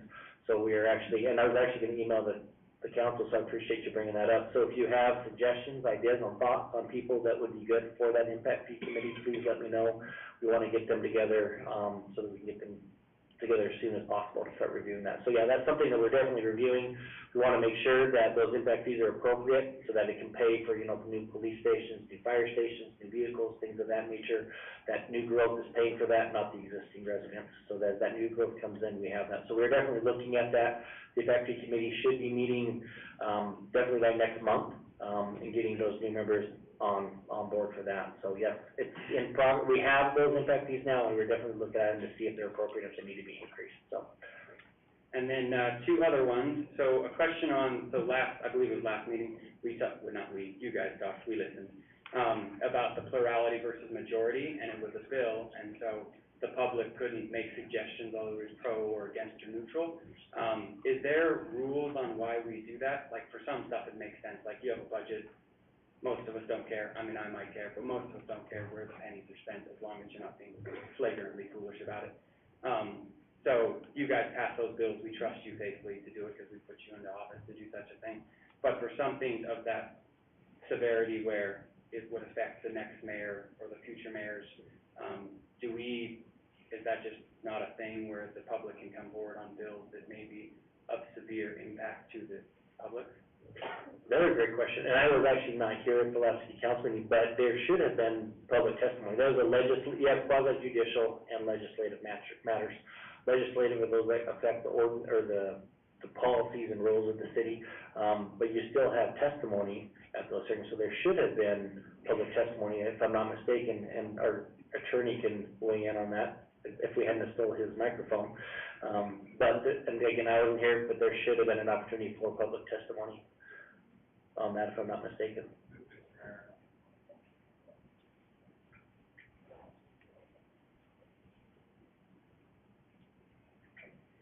So, it sounds like maybe Council President, do you mind kind of weighing in on that? Was there public testimony taken, or on the, so this was? It was, I'll let Doug speak, but, yeah, it wasn't a public hearing, so there was no request. So Mayor and Council, there are certain ordinances that do require public comment and some that do not. Council is never, prohibited from opening up any legislative act to public comment. So, if the preference is that for all legislative matters, even if regardless of whether or not, that particular legislative matter, requires public comment, that we have a public hearing nonetheless, that can certainly be accomplished. Okay, excellent. Do you know, was any public testimony taken on the airport one? Yeah, yes, on this subject, no. On this one subject, no. So, did you want to comment? Mr. Mayor, I'll just, once you finish addressing it, that's okay. Okay, so, I mean, that's a great point, and that's certainly something we can look at if we maybe need to bring it back, to allow for public comment, because like you said, where there are things that are gonna affect, the city, citywide, I know that there was a lot of comments that I received, during the campaigning, things like that, there was $50,000 plus that was spent, was that necessary? So those could be things where even if it's, like Mr. Waterman said, even if it's, say, not required, doesn't mean that we have to follow the minimum standards, that we could do something like that. So we could always bring that back for another discussion to ensure that there's public comment, public participation in that, for sure. Mr. Mayor, Yes, was that one that we tabled, the vote? no, that one, I think, is the one on the date and time for city council, was tabled. So if we were to bring it back, we could open it up for public comment, so that. Definitely, yeah, we could do that at any time, so, for sure. Yes, Councilor McKee? Mr. Mayor, the only thing I was going to add is public testimony is absolutely important. It absolutely is, it gives people a chance to come and address in front of the community. The other thing I would suggest as well is that our email addresses are all published on the web, and we receive emails, all the time from, constituents. I actually, while this is important, I actually prefer sometimes to receive emails because they can be more thorough and more thought-provoking, and people aren't nervous in front of the microphone. They feel like they can really get their thoughts out. I'm not saying that testifying on these things isn't important in public in this setting, because it is. But I would just encourage you and others to email us once you see that agenda and let us know what's on your mind about those different topics. And so if you don't mind, if you could leave your email address before you leave tonight, with the clerk or myself, and so that way, we will review that and see if we do need to bring that forward to get public testimony, public input, and that way we can make sure that we notify you for sure. I mean, it'll go out in this general public notice, but that way we can make sure that you do know that if this is coming back, an opportunity to have that public testimony, public hearing. And So, just yeah. kind of building on what Sean had said, there was something that had come up where we did receive so many emails that it created a workshop, because, so that we could bring everybody together. So that is a good way to make things happen. So. Okay, very good. Was that the last, or? One last question. Uh-huh. So for parking, I believe it was 2 or 3 meetings ago, we talked about parking, and you guys were listening, in downtown Caldwell for the new infrastructure. Did seem like there's parking opportunity. Do you guys do one-to-one for parking to commercial buildings? Because I know when I went to BSU, you get grants for buildings, we don't get grants for asphalt. So, or at least most of the time, you don't get a grant, hey, can you pave this parking lot, and your name won't be written anywhere. So, is that in mind for downtown when we try, because we want to see new restaurants and growth down there? Do we have a one-for-one, hey, we need to have parking so that people can get here to go to these businesses? So we do have parking requirements. It's typically off of the type of use, the type of business, and then the square footage is what it goes off of. Downtown is unique, so it does have rules that are different from other areas. And then the downtown, usually you cannot count on-street parking, it has to be off-street like a parking lot. But downtown, obviously, we don't want a lot of parking lots, so you can count your on-street parking to count towards that. So, and every business can count the same parking spot within 800 feet, basically. So, but we are actually having a workshop. I know some of the councilors have reached out, want to discuss about some of the parking issues downtown. And I believe is that in June, so the first meeting in June, we're actually gonna have a workshop, discuss parking in the downtown and what we need to do to improve that and provide that. So if you wanna put that on your calendar to come back, so that would be, I believe at 6 o'clock, so it'd be before the city council meeting, we'll be discussing that. So, Thank you. don't forget to leave us your email address. I will Okay, get my email. thank you so much. Is there anyone else who'd like to address the council on item that's not on the agenda? Very good. And thank you very much for coming, we do appreciate that, we need those insights. With that, it moves us to the consent calendar. Is there a motion to approve the consent calendar as written? Mr. Mayor, Yes. before we make that motion, I would ask that item number 7 be removed. Not be removed, just move down, because I would like to vote separately on that item. Okay, so move that to new business, item number, let's say item number 1A, does that work? Mr. Mayor, Okay, item 12, I'd like to move that to for discussion. Okay, item 7 and item 12. So item 7 will be moved to new business as 1A, and then item 12 will be moved to new business, item 1B. So that would give us an amended agenda. So first of all, is there we need a motion to move item number 7 and item number 12 to new business. Do we have a second? Check. All those in favor say aye. Aye. Any opposed? None. So that moves, again, consent calendar, item number 7 will now be 1A, and then consent calendar, item number 12 will be 1B, and we'll take those up under new business. Do we have a motion to approve the consent calendar as amended? So moved. So we have a motion by Councilor Allgood, a second by Councilor McGee, for the approval of the consent calendar as amended. Madam Clerk, will you please call the roll? Yes. Allgood, Yes. Scotty, Yes. McGee, Yes. Doty, Yes. Williams, Yes. Register. Yes. Very good, so that motion passes. So that approves the consent calendar as amended. Now, we get to our new fire chief. So, our first item, is the official oath of office for the newly appointed fire chief, Mr. Richard Frawley, by myself. So, Mr. Frawley Chief Frawley, was voted in by the council, last month. And so we appreciate that. His wife was not able to be there at that time, so we wanted to wait to make sure that the most important part, right, so the important half was here for that, so we will do that. And so if you want to bring your wife up with you, we'll do that now.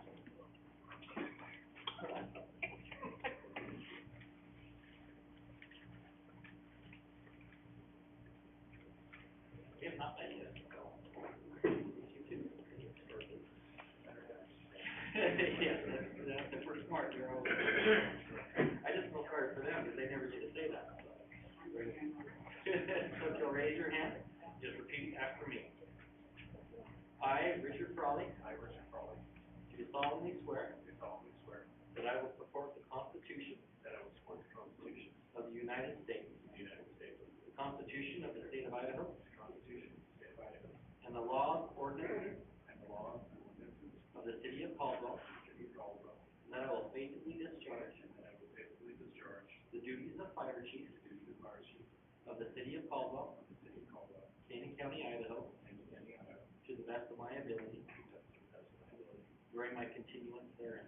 Very good, it's official.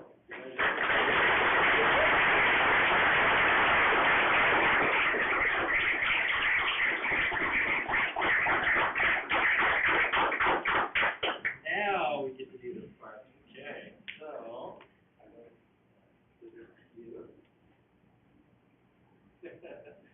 Just a minute, if not, we got some paramedics.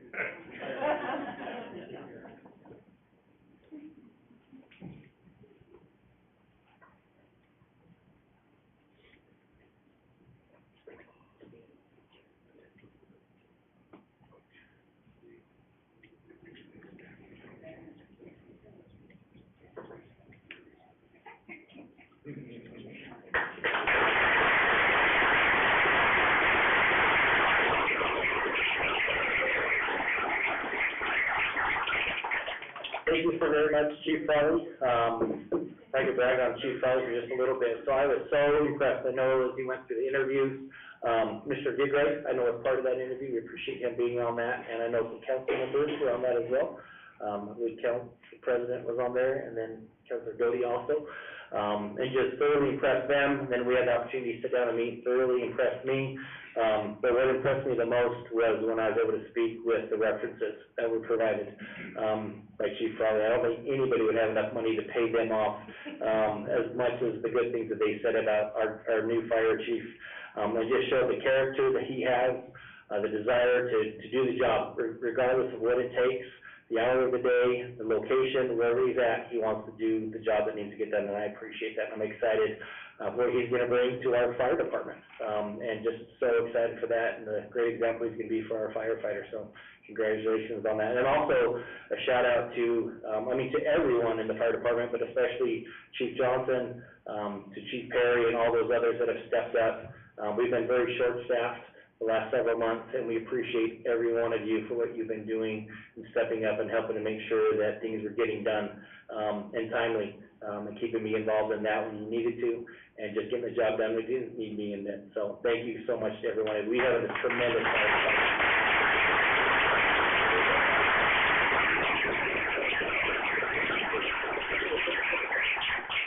Councilor Doty was just asking me, where's the new fire truck? So the ladder truck should be here soon. I think that actually was on the consent calendar tonight, am I mistaken, for the check?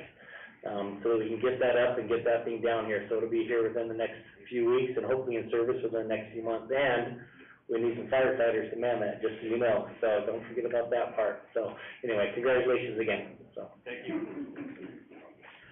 Okay, so with that, we'll move us to a few of our new action items under old business. So we'll start with 1A. This is to approve resolution, authorize, and I should, if there are firefighters, anyone that needs to or wants to leave at this time, we won't make you stick around for the rest of the meeting. So we'll go ahead and pause for a minute if you'd like to exit the building.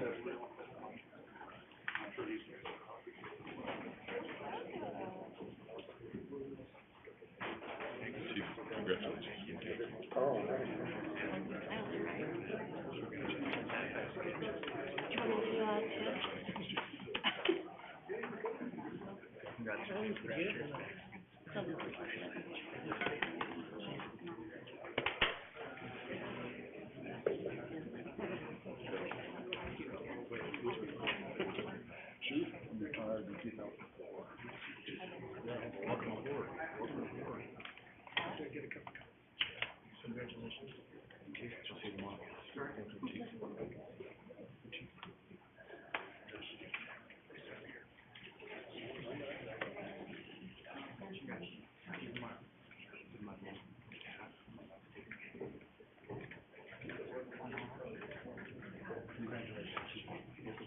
Okay, so we'll move on. Again, this is under old business, action item 1A. Approve resolution authorizing an amendment to the City of Caldwell Employee Handbook, Section 8, promotion, transfer, and separation. A, recruitment. 2, nepotism, and set an effective date of April 2nd, 2022. And Council President Alden, was this the one that you had requested to come down? Also. No, we brought these ones, oh, that's right, I apologize, I should have made a note down there. So yes, we're on old business item, I apologize, not quite to that one. To consider bill number 15, ordinance number 3409, amending chapter 2, article 1, section 217 of the Caldwell City Code pertaining to the meeting time, location. Caldwell City Council with a request to waive the rules, that's on the first reading, and approve the summary for publication. So yes, this is an item that was on the last one. I know that you had tabled it because or continued it because I was not there to kind of talk about it. So this is the one, that we did discuss at that workshop about changing the time and the date of the city council meetings, to begin at 6 p.m. rather than 7 p.m. and moving the date to the first and third Thursday of the month in lieu of the first and third Monday of the month as we are right now. I know that I had talked with staff on this, and kind of the consensus was, is there a better date? We kind of looked at everything, opened up what's the best for different things, and this was one that came up, is there a better day, to do it other than on a Monday night? I know sometimes when we go late in the evening on Mondays, it makes for a very long week, for staff. Because they are back Tuesday morning bright and early, not that they wouldn't be on a Friday, but it just allows for a little bit, especially a lot of times they have meetings early on Tuesday mornings, so it's difficult for that, and just makes for a very, very long week in that regards. So the thought was, we move this to a different day, and it also could provide, Monday sometimes, getting back in the work week, there may be citizens that just don't want to come down to a city council meeting on a Monday night, and so maybe a Thursday, give them more opportunity to hear about it during the week, to come and provide testimony. And so the thought and the proposal was to move it again to 6 p.m. And I don't think that takes away either, from the people coming. If anything, could provide them even to be here, so they're not here till 11 o'clock or 12 o'clock in the morning, try to get through these meetings a little more timely and efficiently, rather before it gets too late. We can make it home in time for the national championship game next year at this time. But anyway, so that was kind of the reasoning of the thoughts for that. Ooh, good game, especially when it's a good game. But anyway, those are the thoughts on that. So I guess if you do have any questions, I could, or Mr. Waterman can answer any of those questions that any staff member or any council members may have. Mr. Mayor, as Douglas is walking up, I think, at least in my eyes, the only reason that we postponed the decision, at least in my eyes, was we wanted to hear from you as to what the reasoning was to move it, because I think because it's kind of an initiative that you brought forward, we wanted to make sure that you had the opportunity to kind of explain what the situation was, so that hence the reason we moved it to. And I appreciate that very much, and I know that the effective date, if I'm not mistaken, will be July 1st, because obviously there's hearings that have been noticed already, we don't want to create confusion, that allows us time to make sure the public's aware of these changes, so that was the reason for the July 1st date on that, so. Yes, Councilor Billy. So that would mean our workshops would primarily be moved to 5 p.m. though, right? So we can move that after? We could do either, it would be open either way, we could do 5 workshops, we typically try to keep to a half hour. I know we've been having a lot that are an hour. If we get to the point, sometimes we could, so it could be like a 5:30 workshop. We can do those other days of the week too, if it need be, if we want to do it on a 6 p.m. on, say, the second Thursday of the month, we could do that, or even on a Monday. So there's flexibility on that for sure. Oh, I had come up to make comment on the effective date, which you covered. And in terms of workshops, just a comment, all these meetings are recorded, and so particularly if there's I'm running out of time. Your face is red. We want to drop that monitor so we can see the We use all the time. I love it. Particularly, decision being made, you can go on to YouTube and have the equal level of participation. The one downside is you have to be able to navigate to the site, which is not easy for everyone that ever has access. But anyway, for those workshops where they're not making a decision, the public doesn't, in general, have an opportunity to participate. Anyway, obviously, on occasion, like with the airport workshop, for the workshop on the many code changes together, a representative, a member of the airport came and provided some comment at the workshop, so that would be avoided. But anyway, not avoided, but that wouldn't occur. Excellent, thank you so much. Any questions for Mr. Waterman? Okay, thank you so much. And I forgot your name, the sir that was here earlier was had some of the questions. If you would like to come, this is an agenda item, but I don't know if you want to make any comments on this, but you or anybody else in the room that wants to take any time or testimony on this? Okay, good, very good, excellent. Any other discussion from the council? Okay, if not, is there a motion to approve? I had a question. Yeah. Oh, sorry.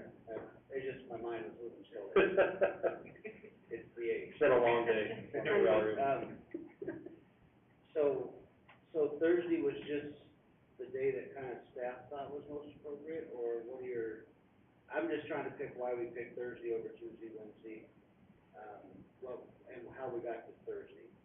So, no, that's a great question. So, yeah, we kind of talked to the staff, and others in the community to see, which day kind of works best. I know, Wednesdays, many churches have youth groups and things like that, that affect that, so it seemed like that was kind of a general day on that. And there's things that are gonna, you know, conflict on any day, but it seemed like Wednesday was one of those days that had the most things happening in regards to that. And so, you know, Tuesdays were looked at, Thursdays, and I think that thought was, you know, Thursdays is kind of towards the end of the week. Again, if it's a long Thursday, at least you just have that Friday to kind of get through, and then you got the weekend there. But that was kind of why it landed on Thursday rather than, say, a Wednesday, because it was just kind of in discussions with staff and with others in the community, that there was a lot happening on those Wednesdays, so that Thursday would probably be a better day.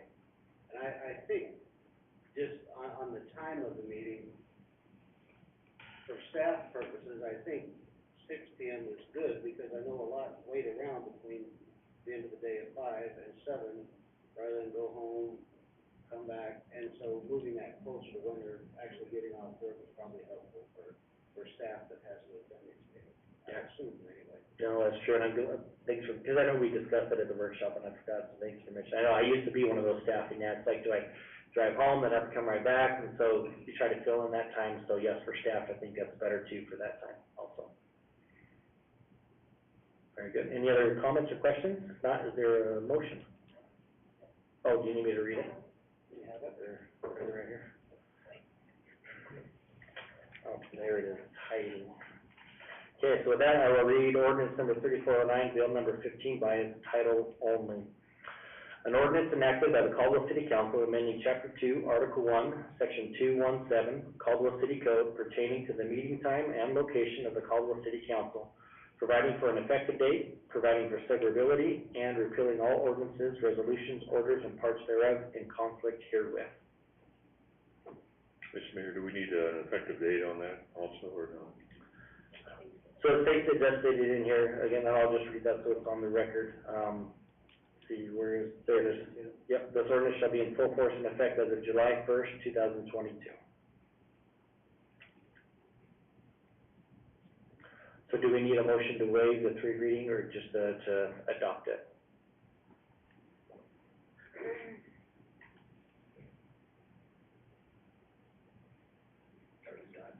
Yeah, Mayor, if the objective is to adopt it tonight, we need to waive the 3 reading rule and consider the name by, title only. You've already read it by title only. And after that motion was passed, then you can take up the bill and adopt it tonight. Very good. Is there a motion for what Mr. Water just talked about? Very good. Is there a second? Second. So motion from, he said it so much better than I could, right? So let's just go with that. So, motion from Councilor McGee and a second by Councilor Doty, to waive the 3 reading process and approve ordinance number 3409, bill number 15 on its first reading. Madam Clerk, would you please call the roll? McKee? Yes. Doty? Yes. Williams? Yes. Register? Yes. Dottie? Yes. Alden? Yes. Very good, motion passes. Is there a motion to sponsor this ordinance and bill? So moved. Sponsor, I guess. Okay, very good. Is there a second? Second. So we have a motion from Councilor Doty to sponsor ordinance number 3409, bill number 15, passed on its first reading by title only, with a second from Councilor McGee, I believe. Is that correct? Very good. And the summary for publication as well as part of that motion. And we've already read it by title only, so Madam Clerk, if you'd call the roll, please. Doty? Yes. Williams? Yes. Dottie? Yes. McKee? Yes. Register? Yes. Alden? Yes. Very good. Okay, and that has passed, and that'll become effective July 1st of this year. That concludes old business and moves us down to new business. Action item number 1 is consider bill number 18, ordinance number 3412, changing the official name of a portion of right-of-way from Aviation Way to Aviation Way North, with a request to waive the rules and pass on the first reading. Mr. McDonald, are you doing this one?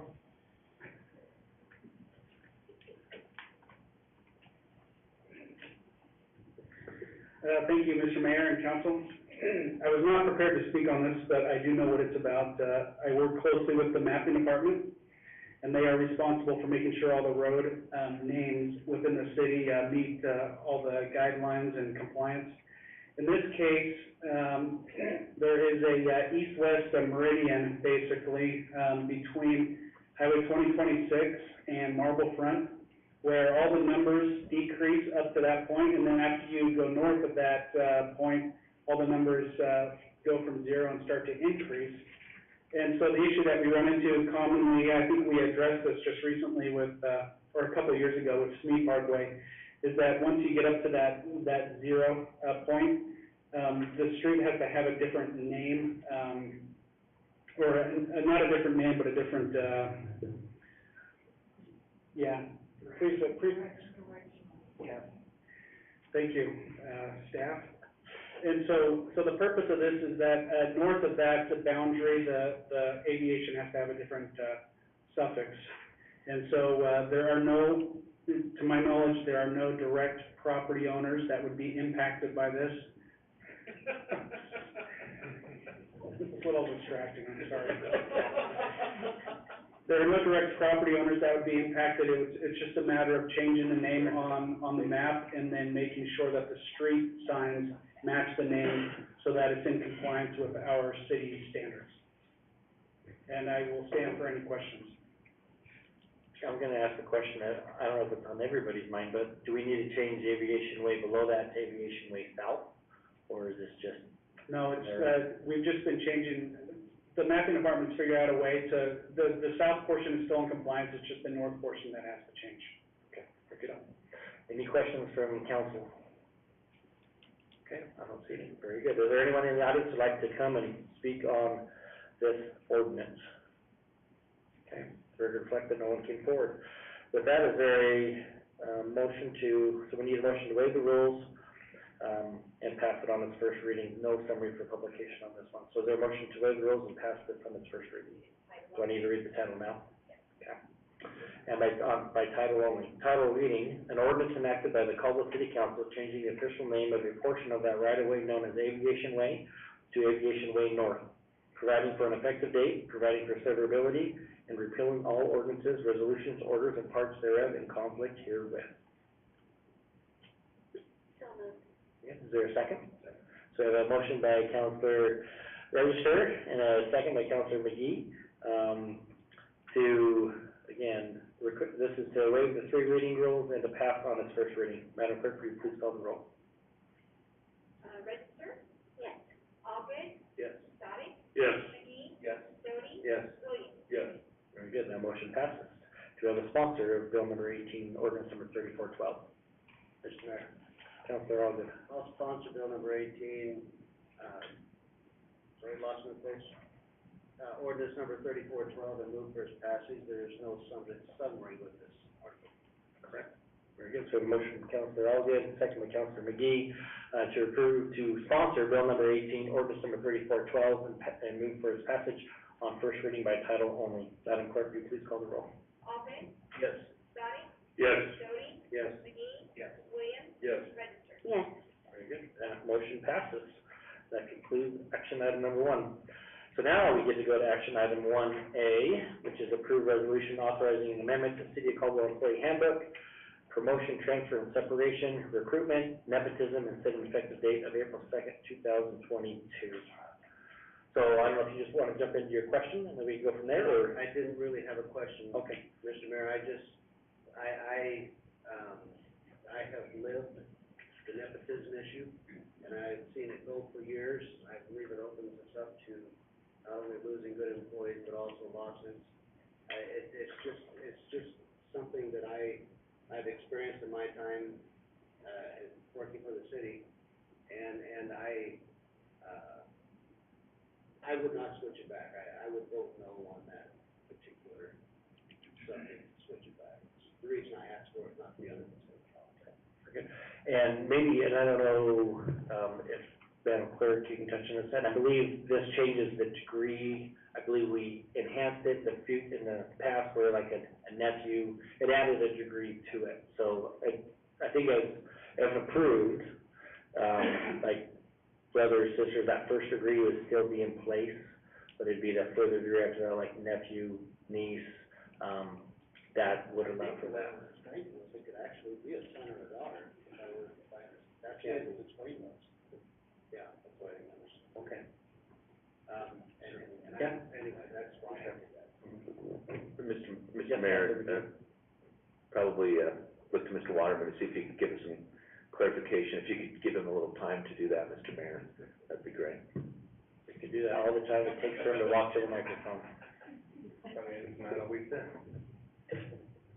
Okay, so, the policy as it's drafted, is being proposed to be adopted, and I don't have the prior policy here in front of me, so I'll tell you what the consequence of adoption would be. The policy will now say, the city will not employ immediate family of current city employees where such employment would create a conflict of interest or the potential for unethical behavior. And then goes on further and has specifics, but the way I read that is, at this point, the question is twofold before you say you cannot be hired for reasons of the nepotism policy. It's first that you're an immediate family member, and also that it would create conflict of interest or the potential for unethical behavior. So, it would have to be on a case-by-case basis to determine if that did in fact create a potential for unethical behavior or a conflict of interest.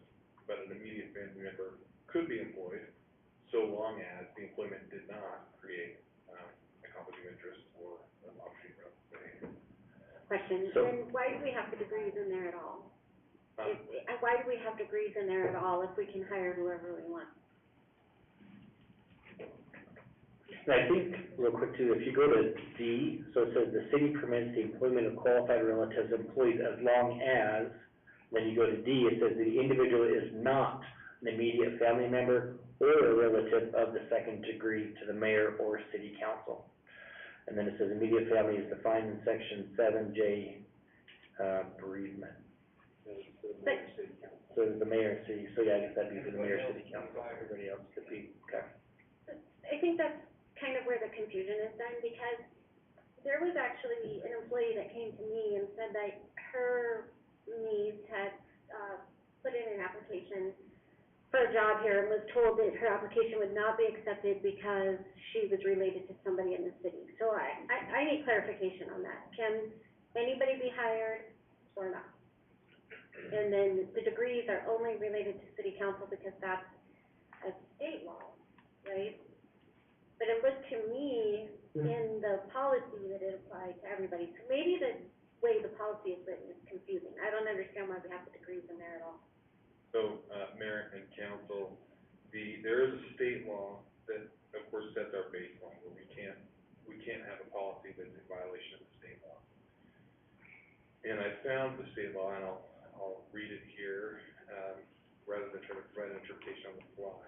So it says, no person related to a mayor or member of the city council by blood or marriage within the second degree shall be appointed to any clerkship, office, position, employment, or duty with the mayors of city council city when the salary, wage, pay, or compensation of such appointee or employee is paid out of public funds. So we have this category of employees where their relative is an employee, we don't have, the state law, as far as I know, is silent. And then we have this other category of employees where it's, or potential employees, where the conflict would be with one of you or with the mayor. And if that's the circumstance, we can't violate state law, so we're stuck with. No, I understand that, but can you read the, I don't have it here in front of me, the, nepotism policy as it stands? For the city. Before the vote, what is current, Diana, is that? Mhm. I don't have, Mayor and Council, I don't have the current nepotism policy here in front of me, I have the Okay, I think proposed they're getting policy. it. We're trying to pull it up right now. Because I think that it's confusing, that's just my opinion, like, I don't know why we have the degrees. If we can hire anybody, with the exception of city council, like, if we can hire anybody and we can't, I don't, right. So I don't understand, I'm hearing two different things, that we can and we can't, and I don't wanna keep turning people away that might be really good quality employees, because they happen to be related to somebody else in the city. So, Mayor and Council, the previous policy would have disallowed employment of other employees contingent on that degree. So that would be my guess as to why it would be in the old policy. The current policy that's being proposed is the one that's in your packet on page 127, only has degree 1, as far as I can tell. Okay, so, I'm missing it. so that, I guess that's the current nepotism policy as it stands. So, it says the city will not employ any relatives of the third degree or closer of current city employees. So it doesn't say that that's, exclusive to the council. So, Mayor and Council, that's because what's up on the screen right now, unless this is adopted, that is the city's policy, that's what. Right. So the change would be that it would be second degree to the city council and everybody else is free game, that can be hired. So, Mayor and Council, yes, I'm not free game, I know you use that sort of, ironically, it's certainly not. We still would have safeguards in place as required by federal law for the purposes of procurement, that kind of thing, to make sure there wasn't a conflict of interest in fact, as we're obliged to do, but, for various funding we get. But, yes, the reason it talks about degrees more in the old policy is because that was the policy of the city, that for employees in general and for, as I understand it, employees in general and for employees related to the mayor and council, Right. there was a, And I have that yeah, right here. So this is how it reads now. It says, "The city will not employ relatives of the third degree or closer of current city employees."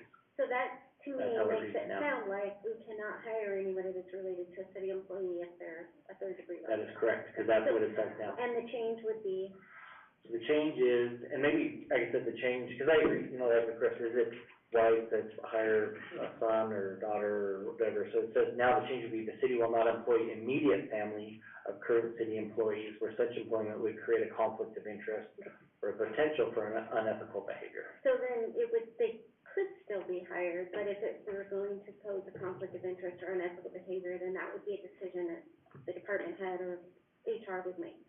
So it does open it up better. Yeah, and there's always the option if you felt like a first degree is just a no, no matter what, we could always take this and change that, I don't- or leave it how it is. I mean, it's up to I the don't council, feel like that, obviously. only because I'm trying to figure out, and I think I brought this up before, that both my husband and I were employed by the police department. We were not in supervisory roles, and Chris made it very clear that we had to pretend like we didn't know each other.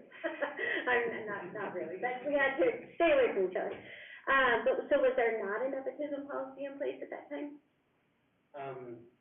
I think it was, the nepotism place that was in policy at that time, was similar to the one that we're discussing voting in right now. Right. Where it was open to anybody. The thing with, we wouldn't hire somebody that's an ethical or is a subjective decision. Right. So you're guessing that it wouldn't cause a problem kind of situation. But yeah, at that time, this policy that is in place today is not very old. It's only, it's only about 2 years. Well, I guess in my opinion, and then part of the reason why I wanted to talk about it before was because I do feel like we're limiting, candidates for positions that could be really good candidates. And I do know that when I was working for the police department and my husband came in and applied, that was a consideration, that we were married and was it gonna cause problems? But as you know, like in that case, I think we did a good job, we didn't cause problems, and he was a very good officer. And so it would have limited him from coming and working and serving his community because I was, an employee there. And I think I personally feel like we can trust our department head to handle problems if they arise between family members or whatever it is, keep them out of supervisory chains, and give that power to the department heads to handle and not limit who we're hiring based on who we're related to. Counselor Doty? I would say that I understand where Chris is coming from, but I think that, you know, if you have a teenage son that wants to work out at the golf course, but their dad works at the fire department, that there's safeguards in place. If now all of a sudden he wants to become a fireman, then maybe that's where the conflict comes in. But I think there's enough safeguards in here to be able to consider both. Thank you so much. Any other comments? So, Councilor Allen? I'm just trying to make this work or not work. If, I could live with it if, like Councilor Bodie said initially, where one person works at the fire department, the other person is working at the golf course or something, I wouldn't have any issue with that. I would have an issue if they both work at the fire department or both at the police department, or, because we've been there, and then I would have an issue with that, if they were both at the same department, whichever that department might be, water, sewer. Any other comments, or? I just wanna be clear on what we're voting on tonight, is the change that you were reading, and if you're, so, because we have this in the past, if you're in favor, then it's a yes, and if it's not, it's a no, to change it, right? That's correct, so if there's a motion in a second, it would be to approve as written here, in your docket that you have, for the changes, so that the vote would be to approve it as reads here, which says that the city will not employ immediate family of current city employees, where such employment would create a conflict of interest or the potential for unethical behavior. And then the others as it goes, and those other changes throughout, but that, if there was a motion and a second, your vote would be, if you voted yes, would be to approve this change. Okay, Mr. Mayor. Yes, Councilor. Thanks, Mr. Mayor. I originally was gonna support this, but I think there's a little bit better way to get done what I think we're trying to accomplish here, and that is to try to avoid, you know, at least in my eyes, an interdepartmental conflict, right? I think what Mr. Doty said was right. I mean, who would care if you guy's a fireman and his kid wanted to work part-time down at the golf course, right? But I think that, Councilman Algood is on something, that if we were to include some sort of language that is interdepartmental, that might give you a little bit more, satisfaction, might give me a little bit more as well, to say, yeah, we don't wanna, that's a situation, I mean, clearly, Caldwell's a town of, you know, getting close to 70,000 people, you're gonna have people who are gonna work, you know, together, maybe, you know, Rob's got someone who works over in a different department who's a relative, and we don't wanna keep from that ability to do that, Mayor, when you and your department heads are hiring people. However, in the same department that does pose some difficulty, whether or not you are reporting directly to that person. I can give you an example. Most of you know that I was the marketing director at West Valley Medical Center for many years. When I was first there, my mother also worked at West Valley Medical Center, and she, in fact, worked in the marketing department at West Valley Medical Center. I was technically her boss, but you can imagine probably how that went. Only in title. And it didn't cause any issues because we were very careful about it and who she reported directly to. But there are problems that can arise from that, since, for example, you know, is there favoritism going on, even though they don't report. Not everybody doesn't recognize that we reported to two different people, but we were just in the marketing department. And so I'm now to the point where I would suggest that maybe we add some language or a clause in this code that says, that makes a distinction in interdepartmental. I guess that's where I am. And I wanna talk about that real quick. Just because I know that there are many, and I can speak for at least police departments, that there are agencies here where, people work together, they're just not in the same supervisory chain. Like, I've worked with dispatchers who are married to officers and so on. And the other thing that's pretty cool about, law enforcement, fire, and other city positions is that a lot of times, those are generational jobs. So they wanna follow in their dad's footsteps, they wanna serve at the same department where they did, that kind of thing. And I would hate to,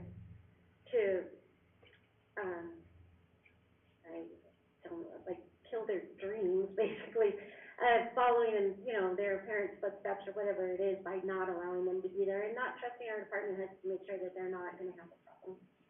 Very good. Councilor Williams. Thank you, Mr. Barry. Yeah. I think we're intending to write a better policy than what currently exists, and I do have some problems, I think, with the current policy we're dealing with. But what I'm just observing here today is we need legal counsel for the city council to understand this policy. My concern is that we would pass something that then it gets handed down to staff at all levels of the city, that it becomes challenging to understand. And so perhaps part of what Mr. McGee is suggesting is this could be worded a little better so we can accomplish what we need to improve our current, policy, to to get away from where it is, that I believe is too restrictive, but to allow for, the needs that we're looking at without having to call Mr. Waterman every time we want to hire somebody. Well, I think he was up here to explain the old policy, at least he was for me, the new policy is pretty cut and dry. Any other comments? Okay, do we have a motion? So moved. Very good, so we have a motion, this is for, again, just to clarify, the reverse, this is a motion for approval of this resolution authorizing the amendment to the City Caldwell Employee Handbook section regarding, nepotism. Is there a second? I'll second. So we have a motion from Councilor Register and a second from Councilor Doty. And again, this is, if a yes vote is approving the change, a no vote leaves it as it is. Mr. Mayor? Yes. The substitute motion. So we have her substitute motion. Substitute motion would say that this, action item be brought back to the next city council meeting where we can have some additional conversations with Mr. Waterman. Okay, is there a second for that? Second. Second. Okay, so we do have, and Kurt, help me through this. I'm just gonna go with how we did in the legislature. If that's wrong, put me back on. So we do have a substitute motion, that was to table this, is that correct?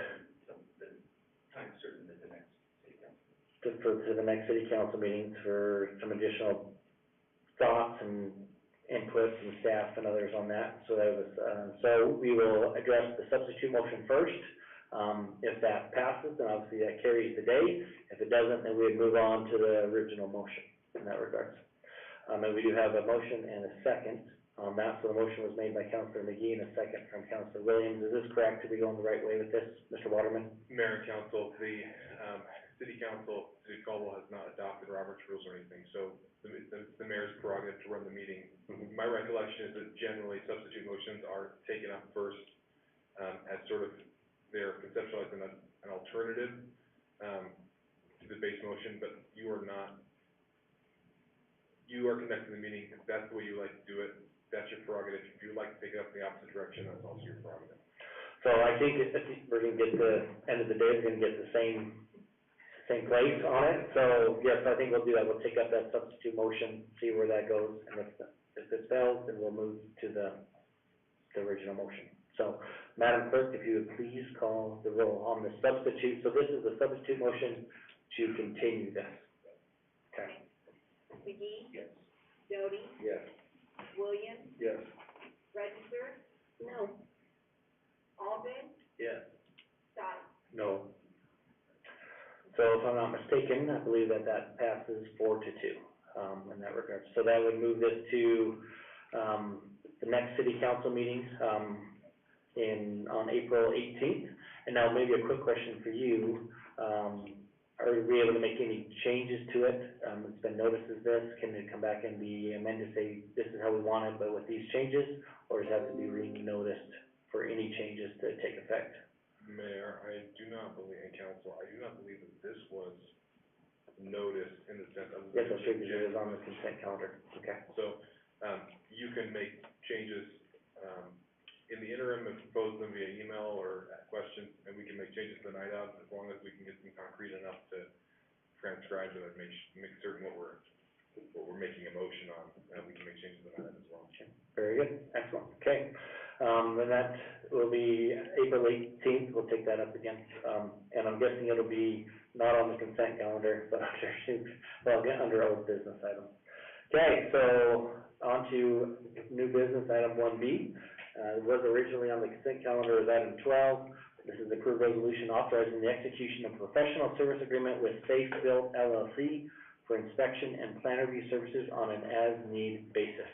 Mr. Orton. Thank you, Mr. Mayor. Thank you for coming and joining us. I'm guessing Rob must have notified you. Here he is. Rob asked me for a meeting right after this, so I actually just showed up by happenstance, but perfect. Okay. So at the risk of sounding rude on the public record, this is an item that I'm really not excited about. The reason for this item is because we have been unable to replace Todd Foreman, who retired, one of our commercial inspectors, and we had a commercial inspector who is leading us, Michael, last name escapes me, I'm sorry. He came here from California, very knowledgeable inspector, but, I think he's got family ties kind of pulling him back. His wife isn't well, and she's gotta be cared for, and he's gotta go back close to family. So that leaves us without inspectors, and we've been unable to, we've had a few people who are interested, but the craziness of the housing market and things makes it very difficult for someone who doesn't have housing arrangements here to come here. And so, we are gonna need to contract for some services to fill in that gap until we can, replace that. Now, I will make some comments about this. Contracted services for inspection, not bad, basically $75 an hour. They do not charge, this particular company does not charge the travel time, which is good, because they could be going all over the valley, back and forth. They charge you only when they're on duty in your jurisdiction. What we would not want to do is contract for plan review services, because when you do that, this company, alike with similar companies, charges a proportion of your plan review fee, and those building, or your permit fee rather, and those building permit fees do several things. They help to pay for the services in planning and zoning that make building lots eligible for a building permit. They help to pay for, fire prevention inspections that help keep those buildings safe after they're constructed. And of course, they pay for all the inspectors and the relevant equipment and things for building inspections. So, we would really want to somehow protect ourselves from ever having to contract for plan review services. Inspection services, not excited about it, but it will be a necessity unless we can somehow fill positions that we've been unable to fill for several months now, so. Okay, thank you. Any questions from Councilor Stark? Mr. Orton? Yes, sir. The problem I had with it is, first of all, they're not approved by the Better Business Association. Secondly, they've got quite a few lawsuits across the nation, right? And, thirdly, I understand your problem and everything, and maybe this company doesn't reflect the local folks that you would get. It might be I don't know how many folks, I know they're a big outfit, but maybe the local folks are better than the national folks, so to speak. But those are the concerns I have, that. Those are good concerns, Mr. Mayor, Councilman Sadek. I think they do actually hire their inspectors from locally, so they live locally. Okay. And the other jurisdictions in the valley, Meridian, as I understand, Boise, and City of Nampa have all used this company. Building inspections is a delicate one. We are very careful with our inspectors that they understand that we enforce the code and nothing but the code. Because, if you under-inspect, we're not fulfilling our duty. If you over-inspect or say, well, no, when I was a tradesman, I did it this way and I want it this way, that's also not okay. The requirement of the law is that they meet the code. And so it is an industry in which litigation and discontent could easily be coming about. And it's really a matter of, we really work hard to make sure our inspectors treat customers like customers. And so there is, I share your concern that there could be less control of that with these guys. The only other outfit I'm aware of that provided these kind of services, there was a local outfit that worked for the City of Meridian for several years. It was and I think that outfit is no longer working, and Meridian chose to move away from him, from that company. So that's, at this point, that's the knowledge I have that I could share, and sure happy to go try to find more things out. If you folks feel comfortable with it, and are you gonna have an interview process with each of the people that do the inspection, or are you just gonna bring them in and here you go, and that's it? We would have an orientation process, probably with, at least with the company, and maybe with each inspector that's working for us. I'm not 100% sure if we get the same inspector every time. Sure. But yeah, we definitely want to give them an orientation to our expectations. Okay, good, thank you. Councilor Maybe? Thank you, and, thank you, Councilor Stan. Those are good questions to ask. Along the same lines, I'm assuming if something did go wrong, or we got to a point where you were no longer satisfied with them, there's exits out of the contract, is that right, Mr. Orton? Yeah. Okay. Yeah, absolutely, and I think we really are at liberty to terminate any time. And, the folks, there's the sales stage and then there's the delivery stage, and hopefully they jive, right? The sales folks have indicated to us that they, we can express concern to them anytime and they will be immediately on it, is what their indication is. that's better than them not saying that. Hopefully it will really come to be. Mr. Mayor, if you don't mind, one more quick question. It sounds to me, Mr. Orton, this is more of a temporary solution as you try to develop this and bring more people on. Is that accurate? Absolutely, we would want to be out of this as soon as possible. I think it kind of highlights what Councilor Register was bringing up earlier, is it's tough to hire people right now, so that's, unfortunately, we get to pay them $75 an hour instead of one of our own people, much less than that, so. Any other discussion? Yes. Yes, Councilor Alves. I just needed some clarification, Mr. Horton. You said $75 an hour, what we would be approving says $90 an hour? Well, it could be that that's correct, I haven't re-reviewed the item, Okay, tonight, and that's $75 an hour is what they presented to Brett and I when we met with them last year. okay. And then secondly, it said $90 for inspection and $95 for plan review. You would not have been doing plan review, so that's not something we would be approving. That's my understanding, I don't want them to do plan review because then they exact, proportion. I just want that correct when we say yes or no, we were saying the correct thing. Yeah, we're not doing plan review. Do you, maybe a quick, do you want the ability to be able to do plan review, just in case you have to, if it gets the worst case scenario, not have to come back here, or do you wanna cut out, that part cut out and just be? I would be okay with them doing plan review as long as they're saying it's this amount per hour and not we're taking a proportion of your permit fee. It says 95 in this document. Okay, and I don't know what Brett, the building official, might have been contemplating, or if they just threw that in there as a boilerplate thing. But I don't think Brett solicited for them to do plan review. And so I think, and Doug can correct me if I'm wrong, if approved as is, it doesn't mean they have to do that. It gives you the ability to choose how you're gonna utilize them, whether for plan review or for inspections. Let's let Doug answer that. Okay. Hit the red light real quick. It's already red. Good. We got it Saw down. me coming. So, this is something where the city will assign work as needed. There is for commercial plan review, I think that Brent was talking about, is at 80% of the total fee charged. And the inspection services is $90 per hour. Residential plan review is at 95, where it's not a percentage, but you can see it there in schedule, or in exhibit B, which is the fee schedule, but so I guess you could, striking the fees from the fee schedule would not have the consequence of producing this potential scope of work. That has to be some sort of other amendment to the contract, but ultimately, it's a 30-day out at any point in time to use malcontent. We send over the walkie papers, and, if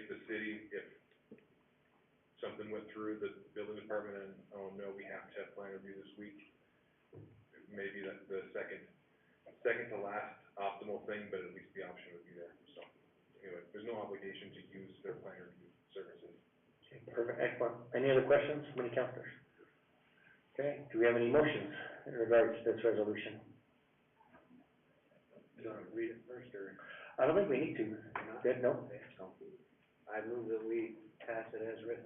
We're good, we have a motion from Councilor Allgood and a second from Councilor McGee to approve this resolution authorizing the execution of a professional service agreement with Safe Built LLC for inspections and plan review services on an as-need basis. Madam Clerk, will you please call the roll? Alden, Yes. Dye, Yes. McGee, Yes. Doty, Yes. Williams, Yes. Register. Yes. Very good. Mr. Mayor, Yes. I apologize, I have an eat crow comment to make. A taste of crow comment, my mom used to subscribe to Taste of Home. Debbie showed me that Brett had included in the memorandum, plan review at $95, that's featured in his memorandum. So I presume that I'm mistaken, that he did plan to use some plan review time from them. So Yeah, I think that was for the residential, right, what you talked about, it was the 80% was for the commercial. So hopefully if he does, it's just for the residential, not the commercial, Yeah, so. okay, thank you. Excellent, very good. So that item passes. So that moves us on to action item number 2, consider acceptance of the finance report. Who's the lucky one that gets to do that tonight? We'll do it. Okay. Councilor Doty. Sure.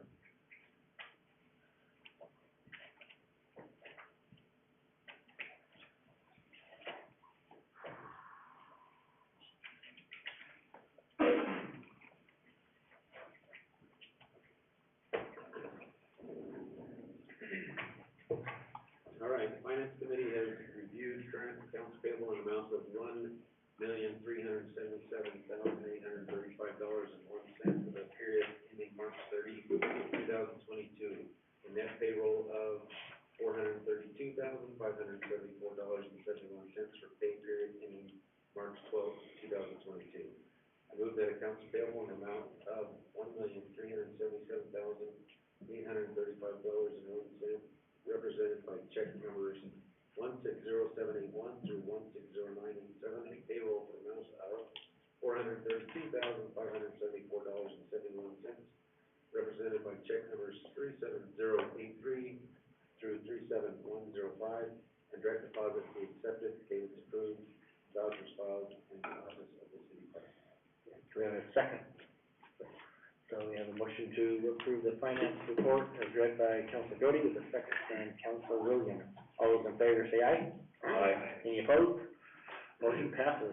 Council reports. Let's go in reverse order tonight. We'll start with you, Councilor McGee.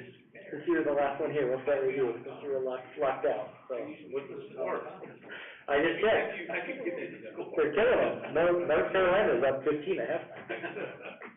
Mr. Mayor, Very good. Councilor, all good. Nothing tonight. Councilor Williams? Nothing tonight. Very good. They started at the right spot, so. Councilor Doty? Nothing additional. Councilor Starrett? I feel bad. It's usually me, so don't feel bad, so. Just two things. My first meeting with the airport commission will be this Thursday. I've met today for several hours with Mr. Oates to kind of get a feel of what's going on there. And of course, through, city emails, I've been contacted by probably close to a dozen folks too. So I think I'm gonna get a feel for that. So it'll be an interesting meeting. On the, veterans issue, have we, gotten back to any of those folks on the ADA thing, on the east side of the building? No, with, Terry, I Yeah. got back with him. I know he was, I reached out to him and then he was gonna talk about with his guys the suggestions that I talked about, but I have not heard back, so I will call him back and Okay. make sure we get that. Okay, I'll let him know. Thank you. That's all I have. I don't have anything tonight. Excellent, thank you so much. I'll be really brief. Just want to thank Council President Allgood for stepping in, 2 weeks ago. So he's earning that extra bonus he gets for being the council president. I appreciate that very much. He's probably like, I haven't seen that on my paycheck yet, so. I'll be going to Twin Falls for a holiday. Yeah, so I appreciate that very much. So we had planned that, it was actually our If Dad Lives trip. So when I was diagnosed with my brain tumor, we got together with our kids and said, if Dad gets through this and you're good help for Mom, we'll celebrate that Dad's still alive. And so that's what this trip was. So I appreciate you stepping up so we could have that family time together. And it was fantastic. It was a great time. So we enjoyed it and needed that. So thank you for doing that very much. And, you know, excited for where we're at. Obviously, there's been a lot of stuff, you know, in the paper lately in regards to City of Caldwell, specifically here in the police department. But we are in a great trajectory right now, and I believe that 100%. I'm excited for where the future is gonna lead us. No doubt that we're gonna be much better and stronger on the other side of this, and I'm just grateful we've started that journey, and excited to see where it takes us. So that's really all that I have tonight. So thank you again for everybody for being here. Make sure we get your email address, young man, on that. And with that, I would stand for a motion to end this meeting. A second. So the motion is second. All those in favor? Any opposed? We're adjourned.